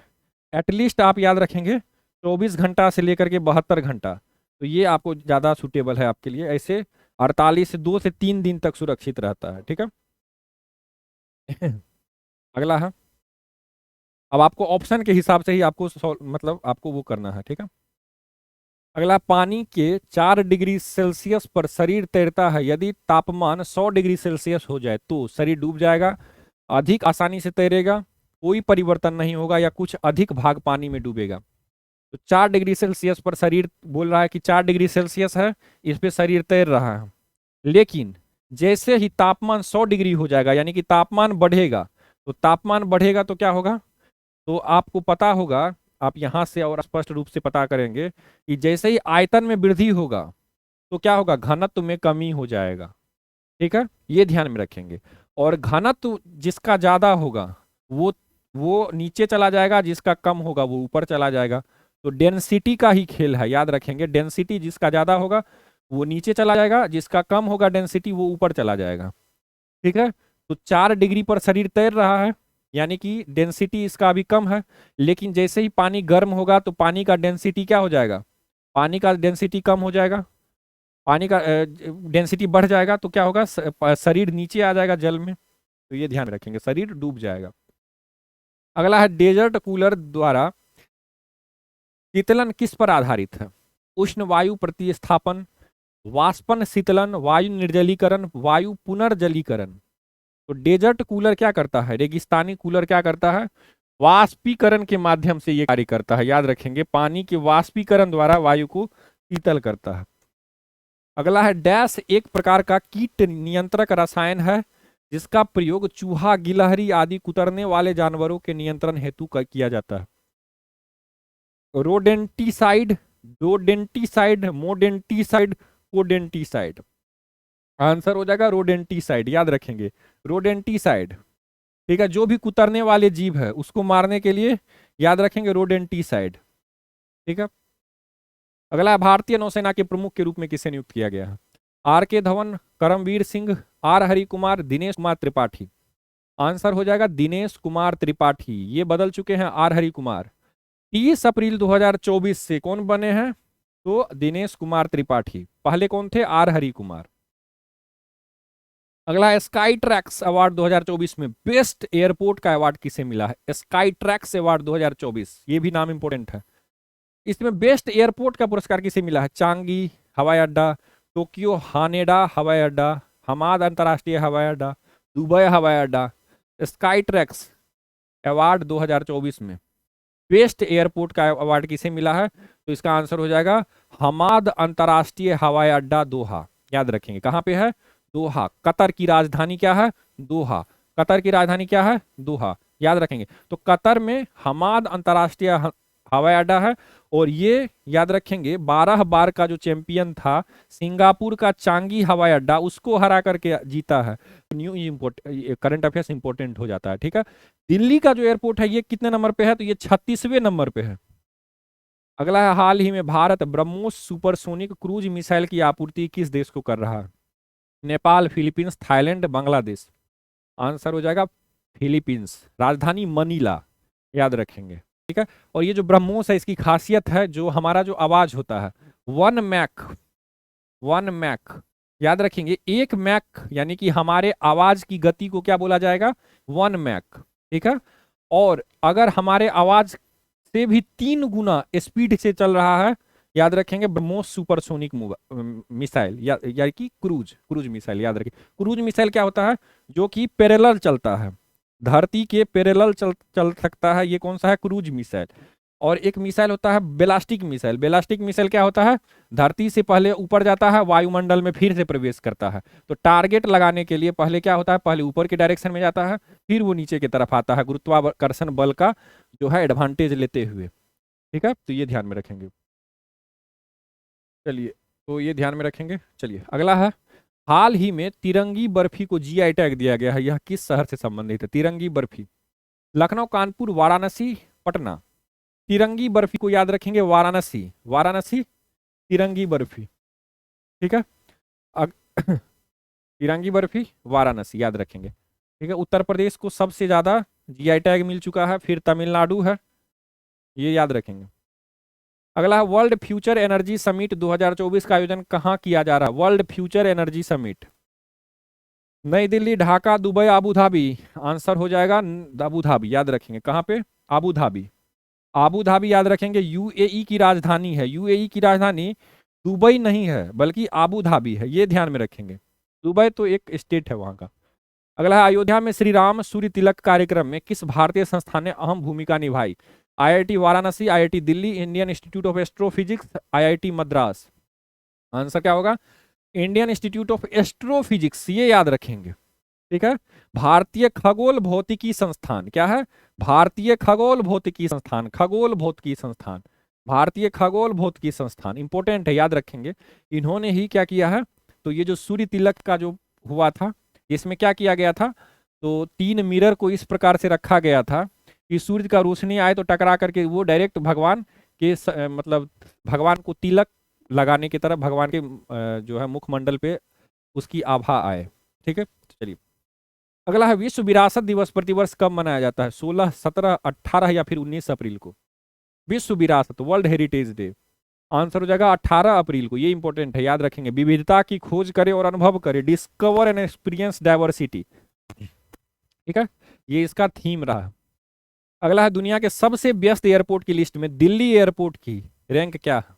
अब यहाँ पे देखिए, वो अलग था, ये लिस्ट अलग है। यहाँ पे है व्यस्त, बीजी कौन सा है? बीजी एयरपोर्ट, ठीक है।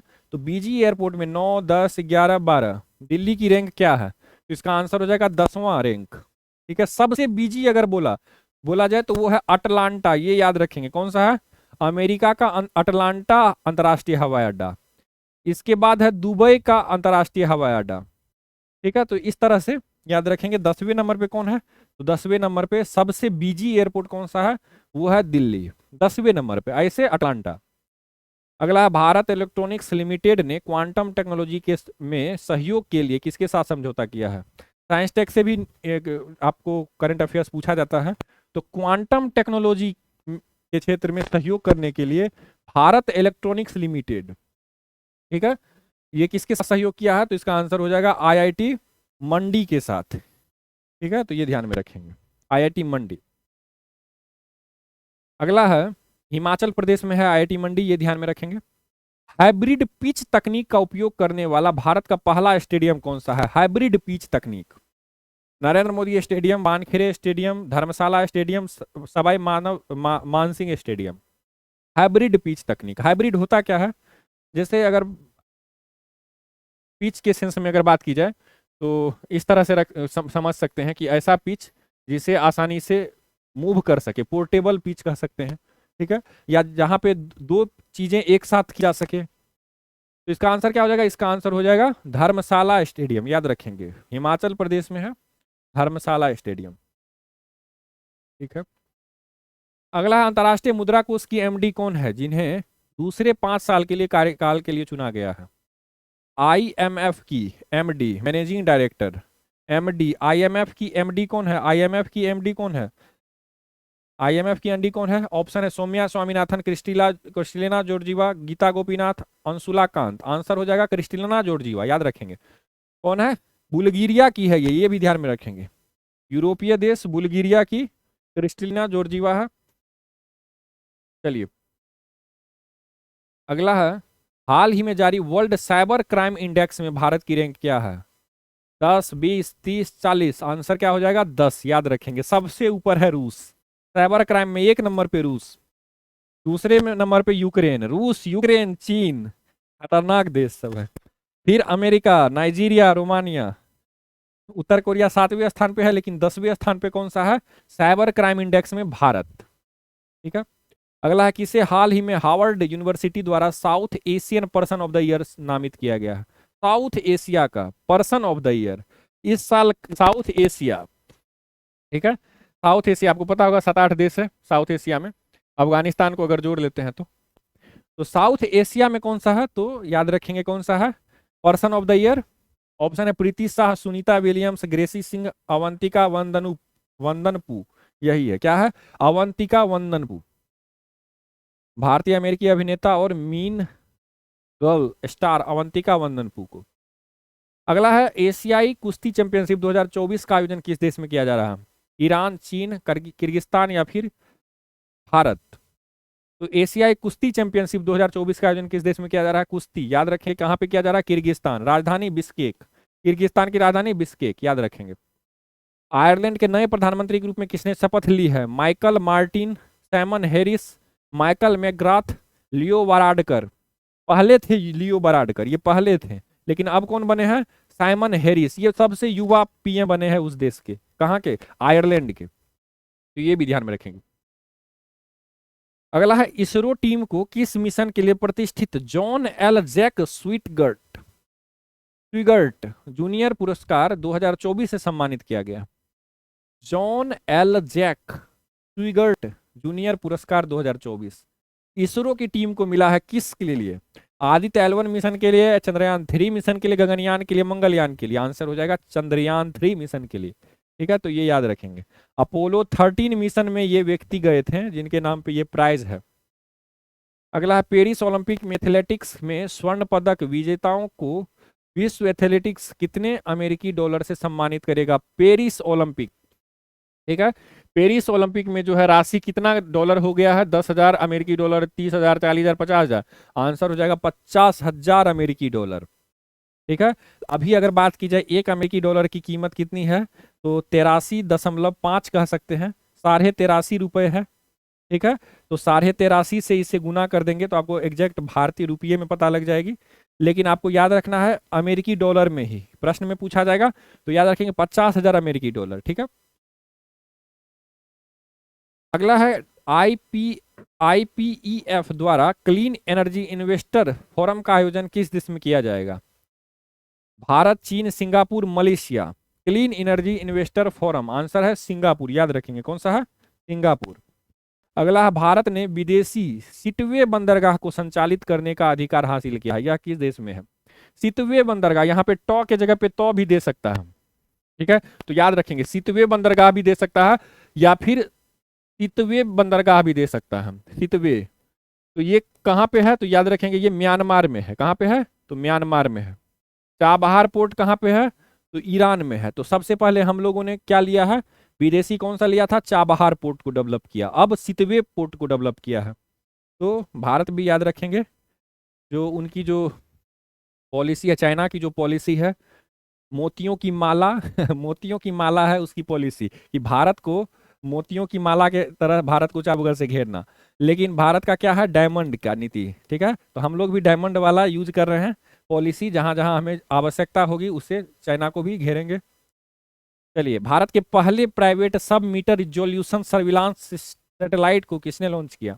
भारत का पहला है प्राइवेट सब मीटर रिजोल्यूशन सर्विलांस सैटेलाइट। अब देखिए पहला क्वेश्चन समझ लीजिए, पहला क्या है? प्राइवेट है, एक तो ये प्राइवेट है, पब्लिक नहीं है बल्कि प्राइवेट है। दूसरा सब मीटर है, यानी कि मीटर से भी 1 मीटर से भी कम, यानी कि हाई रेजोल्यूशन, यानी आप कैमरे का क्वालिटी देखेंगे तो जैसे जीपीएस है वो एकदम एकदम भारत का, अगर आप जीपीएस का अगर आप यूज करेंगे सैटेलाइट, जीपीएस सैटेलाइट का अगर यूज करेंगे भारत के लिए, तो आपको एटलीस्ट धरती से 2 मीटर ऊपर वाला थोड़ा सा दिखाई देगा, थोड़ा धुंधला दिखाई देगा। ठीक है, तो उसे ही बोला जाता है सब मीटर रेजुलेशन। ठीक है, थोड़ा सा धुंधला। तो ऐसा सर्विलांस सैटेलाइट को, यानी कि निगरानी रखने वाला सैटेलाइट को किसने लॉन्च किया है? Agnikul Cosmos, Dhruva space, Tata advance system limited, Skyroot aerospace. इसका आंसर हो जाएगा टाटा एडवांस सिस्टम लिमिटेड, ये याद रखेंगे। फाल्कन 9 रॉकेट से इसे प्रक्षेपित किया गया था, स्पेस एक्स का है ये फाल्कन 9 रॉकेट। ठीक है, तो ये भी ध्यान में रखेंगे। Sub meter resolution surveillance satellite, Tata advance system limited. अगला, हाल ही में किस देश ने अपने रोजगार वीजा कार्यक्रम में बदलाव किया है? ऑस्ट्रेलिया, मलेशिया, न्यूजीलैंड, सऊदी अरब। आंसर हो जाएगा न्यूजीलैंड, याद रखेंगे। इंग्लिश को थोड़ा सा इंपॉर्टेंस दिया गया है वहां पे, स्किल को इंपॉर्टेंस दिया गया है। अगला है, हाल ही में सागर कवच एक्सरसाइज का आयोजन कहाँ किया गया? गोवा, लक्षद्वीप, उड़ीसा, गुजरात। सागर कवच, इसका आंसर क्या हो जाएगा? इसका आंसर हो जाएगा लक्षद्वीप, ये याद रखेंगे। कहाँ पे? तो लक्षद्वीप, सागर कवच। कौन कौन पार्टिसिपेट कर रहा है सागर कवच में? लक्षद्वीप में कौन कौन पार्टिसिपेट कर रहा है? भारतीय नौसेना, तटरक्षक बल, समुद्री पुलिस, मत्स्य पालन, सीमा शुल्क और अन्य सुरक्षा एजेंसी सहित समुद्री सुरक्षा एजेंसी पार्टिसिपेट कर रहे हैं। ठीक है, तो ये ध्यान में रखेंगे। अगला है, मिराज शहर को संगीत वाद्य यंत्र बनाने की अपनी कला के लिए जीआई टैग प्रदान किया गया है, नाम है मिराज शहर, याद रखेंगे। मिराज शहर किस राज्य में है? राजस्थान, महाराष्ट्र, गुजरात, हरियाणा। आंसर हो जाएगा महाराष्ट्र में, सांगली जिले में। ठीक है, मिराज शहर खास करके सितार और तानपुरा वाद्य यंत्र बनाने के लिए फेमस है। तो सांगली जिले में, महाराष्ट्र के सांगली जिले में मिराज शहर को मिला है संगीत वाद्य यंत्र बनाने के लिए जीआई टैग। आरबीआई ने लगातार 7वीं बार रेपो रेट को किस दर पर बरकरार रखा है? 6%, 6.20%, 6.50%, 6.75%। आंसर हो जाएगा 6.50%। अब ये देखिए, लगातार 7वीं बार रेपो रेट को, रेपो रेट क्या होता है? अगर कोई बैंक, ठीक है, बैंक आरबीआई से लेती है लोन, आरबीआई से अगर कर्ज लेती है कोई बैंक, तो आरबीआई उसे रेपो रेट पर वो बैंक को आरबीआई लोन देती है, ये ध्यान में रखेंगे। लेकिन जब बैंक से ही, यानी कि जब बैंक से ही आरबीआई वापस लेने लगती है लोन, तो उसे रिवर्स रेपो रेट बोला जाता है। तो यहाँ पे ले कौन रहा है, बैंक ले रहा है किससे लोन, आरबीआई से लोन ले रहा है रेपो रेट पर। तो आरबीआई कहेगी कि तुमको 6.50% का जो है वो इंटरेस्ट देना पड़ेगा, ठीक है। तो अभी तक, और आरबीआई की मौद्रिक नीति समिति ही इसका ठीक है, मौद्रिक नीति समिति, मॉनेटरल पॉलिसी जो कमिटी है, वही 5-1 के बहुमत से नीतिगत दर पर यह फैसला लिया है। मतलब 5-6 व्यक्ति इसमें आते हैं मॉनिटर में। इसमें सरकार के 3 व्यक्ति होते हैं, ठीक है, और 3 व्यक्ति जो है वो बैंक मतलब आरबीआई के होते हैं। तो इनके माध्यम से ये किया गया, डिसीजन लिया गया। 5 व्यक्तियों ने कहा कि नहीं, यही रहना चाहिए, अभी चेंज मत कीजिए, अभी महंगाई ठीक है कंट्रोल में ही है एक प्रकार से, तो यही रहने दीजिए, ठीक है। तो ये ध्यान में रखिएगा। और एक व्यक्ति ने कहा कि नहीं, थोड़ा बदलाव करने की आवश्यकता है। अगला, अधोलिखित सागरों में से किसमें तट रेखा नहीं है, काला, अजोब, सर्गेसुस, कैस्पियन, कौन सा ऐसा सागर है।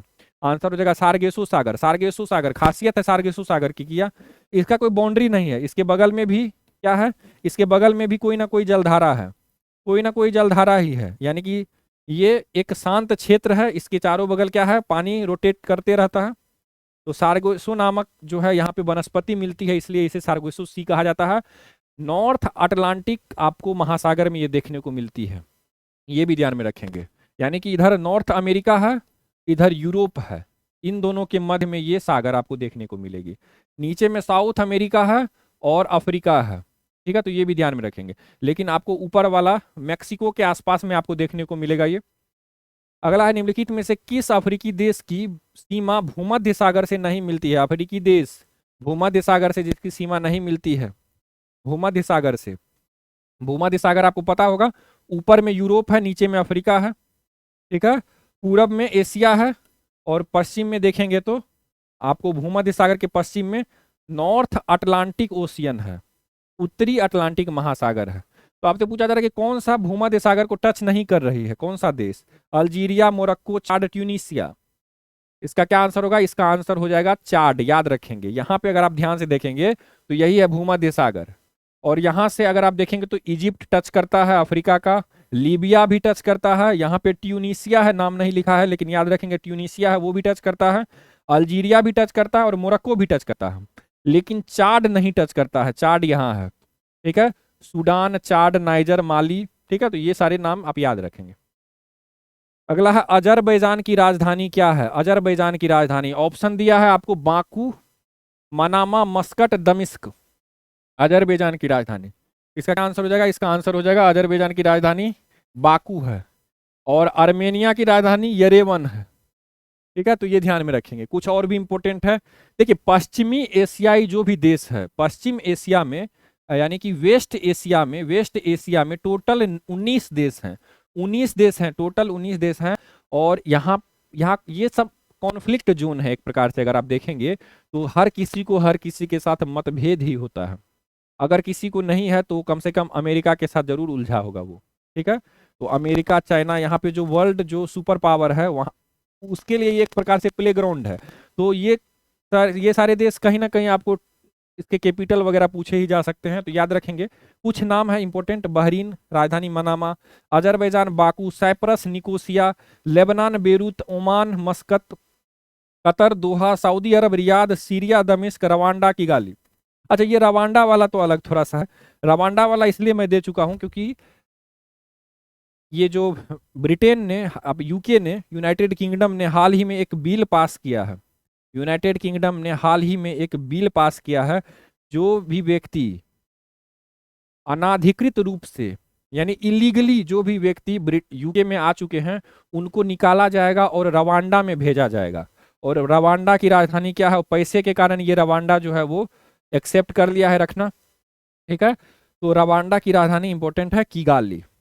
अगला है, लाल सागर एक उदाहरण है, ज्वालामुखी घाटी का, अक्षीय द्रोणी का, अपरदित घाटी का, यू आकार की घाटी का, लाल सागर, ठीक है। इधर क्या है, अफ्रीका है, इधर क्या है, पश्चिमी एशिया का जो आप देखेंगे खाड़ी देश है वो है, ठीक है। और ये बीच में है रेड सी, तो ये रेड सी कैसा है? तो आंसर हो जाएगा अक्षीय द्रोणी का, ये याद रखेंगे। किसका है?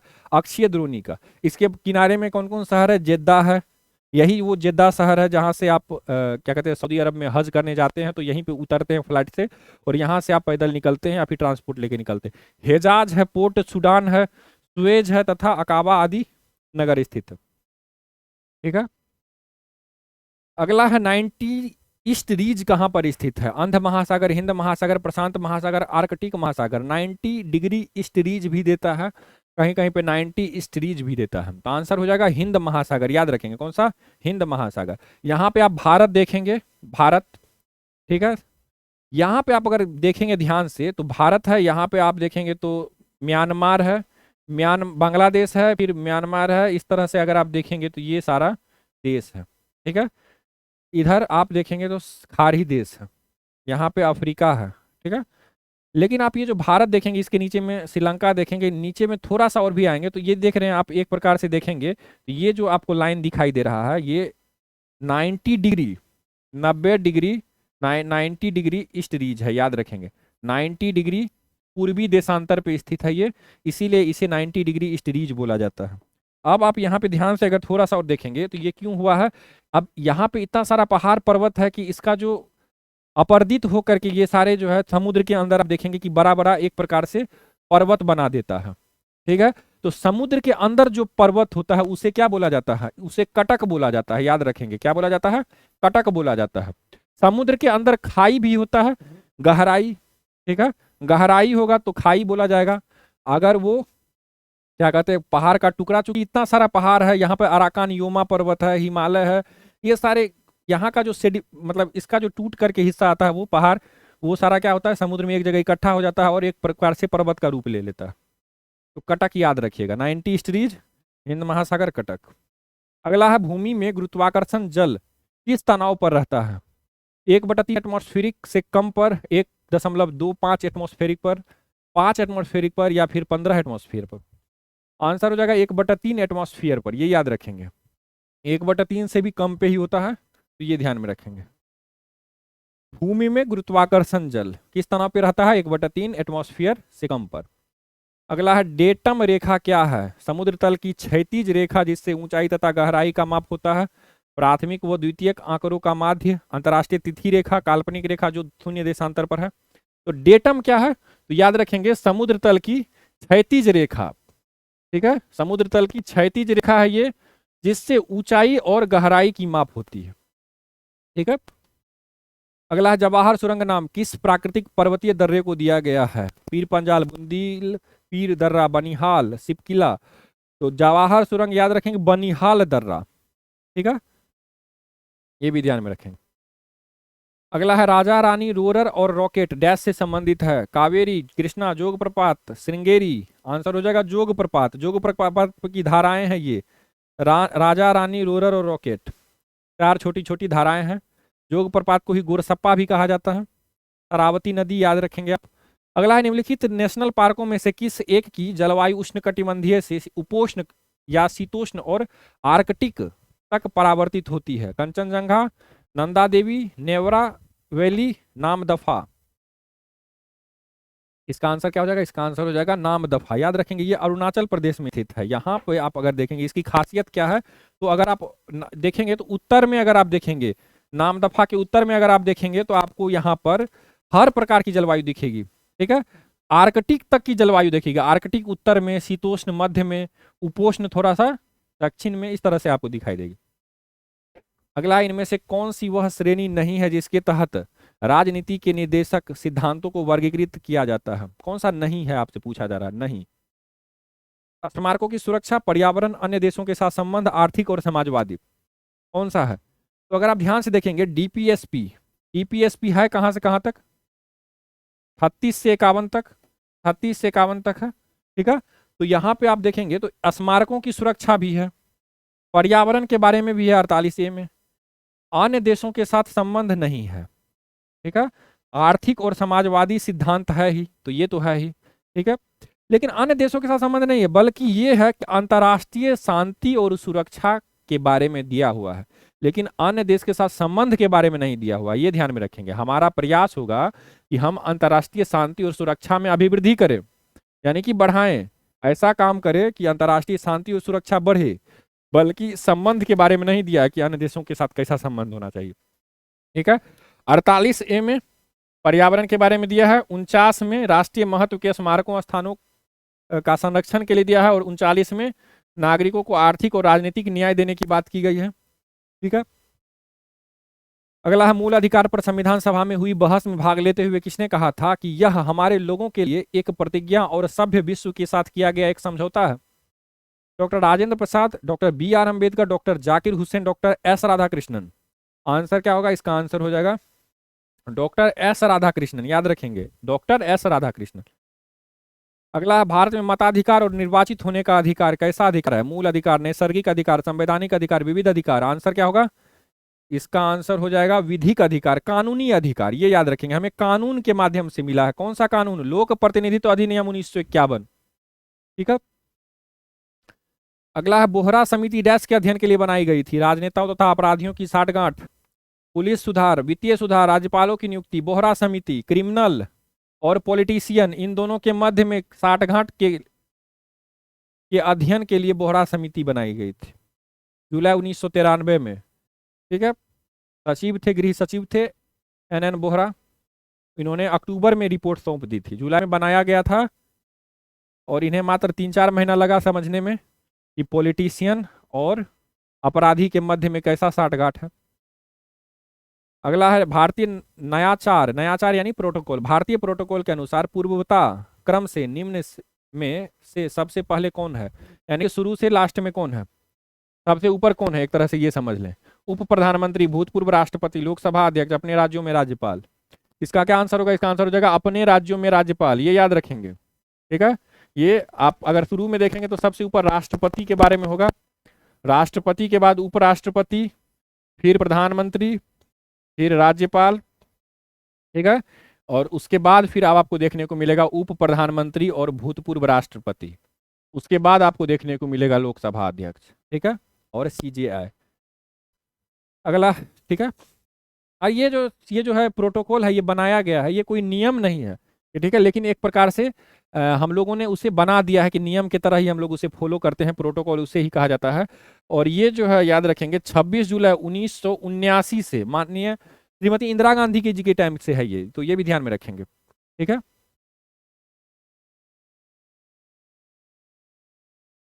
नियंत्रक एवं महालेखा परीक्षक की टीका टिप्पणी पर उचित कार्रवाई करने की अंतिम जिम्मेदारी किसकी है? CAG, कैग की रिपोर्ट पर। संसद, सर्वोच्च न्यायालय, भारत के राष्ट्रपति, राष्ट्रीय विकास परिषद। आंसर हो जाएगा संसद। ठीक है। हालांकि दिया जाता है भारत के राष्ट्रपति के सामने में, कैग के द्वारा, कैग राष्ट्रपति महोदय को सौंपता है, लेकिन राष्ट्रपति महोदय उसे वापस किसे भेजते हैं? इसे संसद में पेश करते हैं, और संसद में इस पर टीका टिप्पणी, कमेंट, चर्चा वगैरह होती है। तो अंतिम जिम्मेदारी किसकी है? ठीक है। अनुच्छेद 151(1) के तहत कैग की रिपोर्ट राष्ट्रपति के द्वारा संसद के दोनों सदनों के समक्ष प्रस्तुत किया जाता है। अगला, भारत सरकार में सबसे ऊंचे पद का सिविलियन अधिकारी कौन है? सिविलियन अधिकारी आप लोगों ने पढ़ा होगा, सैन्य और असैन्य अधिकारी। सैन्य अधिकारी यानी कि जो मिलिट्री में होते हैं, जो सेना में होते हैं। असैन्य अधिकारी, असैन्य अधिकारी यानी कि सिविलियन। ठीक है। तो असैन्य यानी कि सिविलियन अधिकारी कौन से है? गृह सचिव, रक्षा सचिव, मंत्रिमंडल सचिव, दिल्ली का उपराज्यपाल। आंसर हो जाएगा मंत्रिमंडल सचिव, याद रखेंगे, कैबिनेट सेक्रेटरी। ठीक है। वरिष्ठतम लोक सेवक होते हैं। अगला है, लोकसभा में किस अनुच्छेद के तहत अनुसूचित जातियों और अनुसूचित जनजातियों के लिए आरक्षण का प्रावधान है? 123, 230, 130, 230, 330, 430। अनुसूचित जाति और जनजाति के लिए, SC ST के लिए आरक्षण, SC ST के लिए आरक्षण, SC ST के लिए आरक्षण 330। किसमें है? 330। SC के लिए 84 सीट और ST के लिए 43 सीट। ठीक है।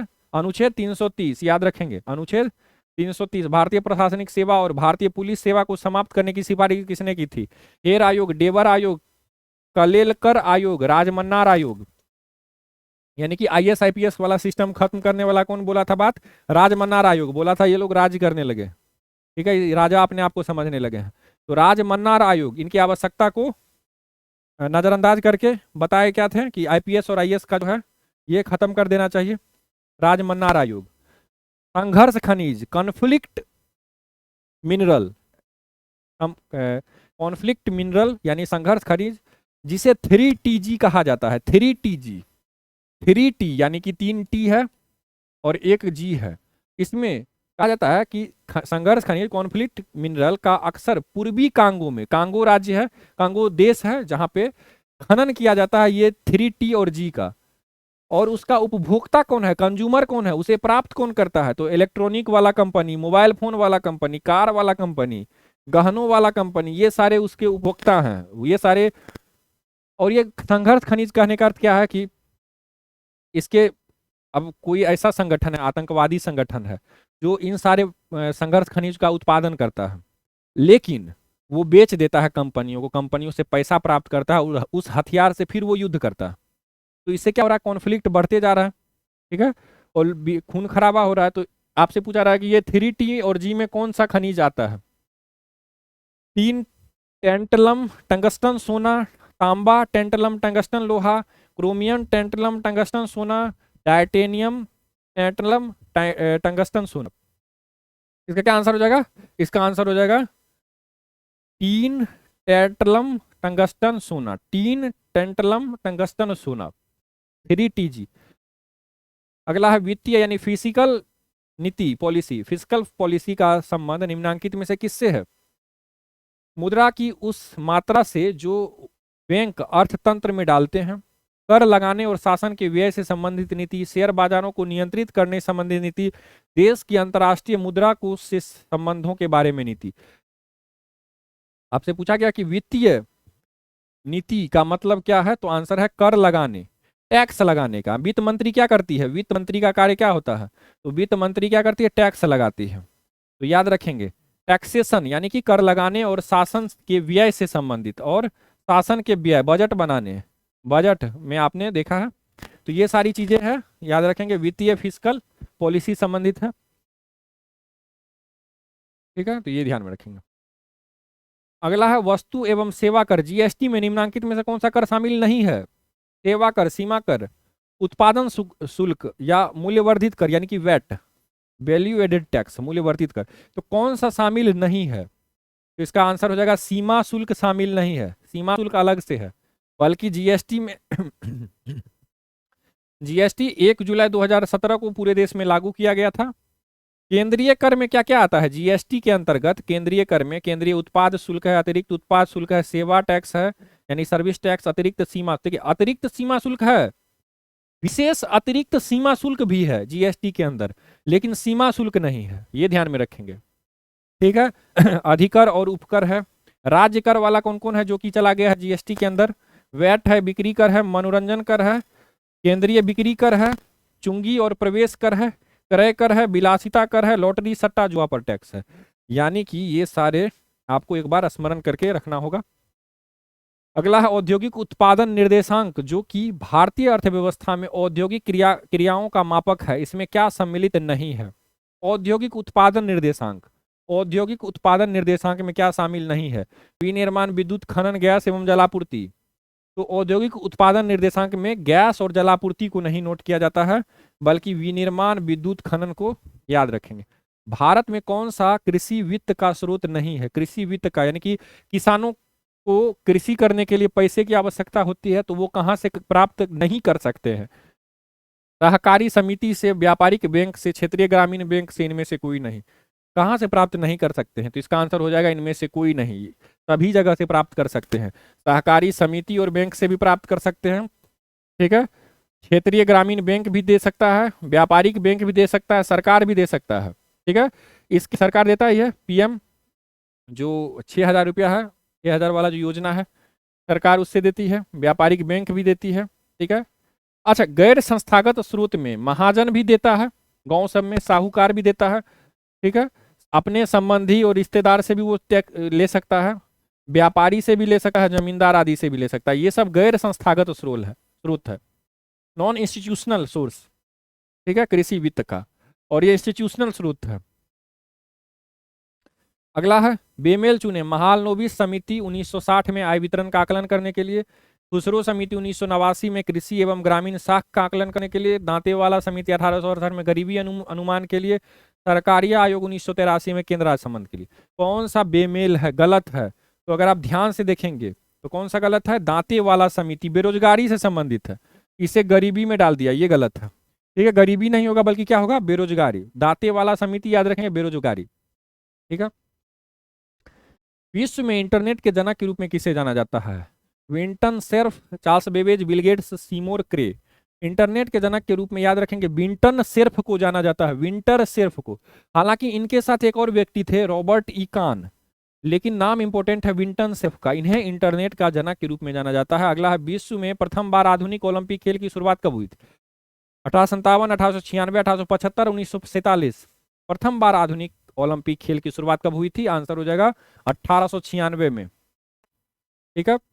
पियरे डी कुर्बटीन के द्वारा, पियरे डी कुर्बटीन के द्वारा 1896 एथेंस, ग्रीस में, यूरोप का देश है ग्रीस। अगला है, आर्टिफिशियल इंटेलिजेंस के जनक कौन है? John Sum, John Moon, John Biden, John McCarthy. Artificial intelligence, artificial मतलब क्या होता है? कृत्रिम, और इंटेलिजेंस मतलब बुद्धि। तो कृत्रिम बुद्धि के जनक कौन है? तो आंसर हो जाएगा जॉन मैकार्थी, याद रखेंगे। ठीक है। अगला है, अरुणाचल प्रदेश में विधानसभा और लोकसभा चुनाव के लिए ओजो जिले के सुदूर मालेगांव गांव में, मालेगांव, ये गांव का नाम इंपॉर्टेंट है, मालोगम, मालोगम गांव है, कहां पे? आंजो जिले में, आंज, कहां पे? अरुणाचल प्रदेश में। अरुणाचल प्रदेश के आंजो जिले में मालेगाम गांव में 44 वर्ष की एकमात्र मतदाता बुजुर्ग महिला थी जिसने मताधिकार किया था। ठीक है। तो इसका क्या आंसर हो जाएगा? सोसेब या तायांग, सो केला तायांग, सो अनार तायांग, सो नारियल तायांग। क्या होगा इसका आंसर? क्या होगा? आंसर हो जाएगा सो केला तायांग, ये याद रखेंगे, केला नाम में है ये याद रखेंगे, सो केला तायांग। 44 वर्षीय एकमात्र महिला थी जिसके लिए वहां स्पेशली बनाया गया था, बूथ बनाया गया था, बहुत सारे फैसिलिटीज दिए गए थे वहां। आईआईटी बीएचयू में स्थापित सुपर कंप्यूटर का क्या नाम है? परम शिवाय, परम केशव, परम अर्जुन, परम शक्ति। तो बीएचयू, भगवान शिव की धरती, परम शिवाय याद रखेंगे। अब मैथ के प्रश्न है, आपको स्वयं सॉल्व करने हैं। ठीक है, और जरूर सॉल्व करें। अगर किन्हीं को दिक्कत होगी तो प्लीज आप हमसे कांटेक्ट करें, आप व्हाट्सएप पे आप हमें मैसेज करें, मैं आपको आंसर प्रोवाइड करा दूंगा। ठीक है। चलिए, तो आप स्क्रीनशॉट ले लेंगे, मैं आंसर बताता जा रहा हूं। क्वेश्चन नंबर 141 का 65, क्वेश्चन नंबर 142 का 385, क्वेश्चन नंबर 143 का 8, क्वेश्चन नंबर 144 का 8400, क्वेश्चन नंबर 145 का 48, क्वेश्चन नंबर 146 का 12.1 सेकेंड, क्वेश्चन नंबर 147 का 98, क्वेश्चन नंबर 148 का ससुर, क्वेश्चन नंबर 149 का 15 किलोमीटर, क्वेश्चन नंबर 150 का समकोण। चलिए, थैंक यू सो मच।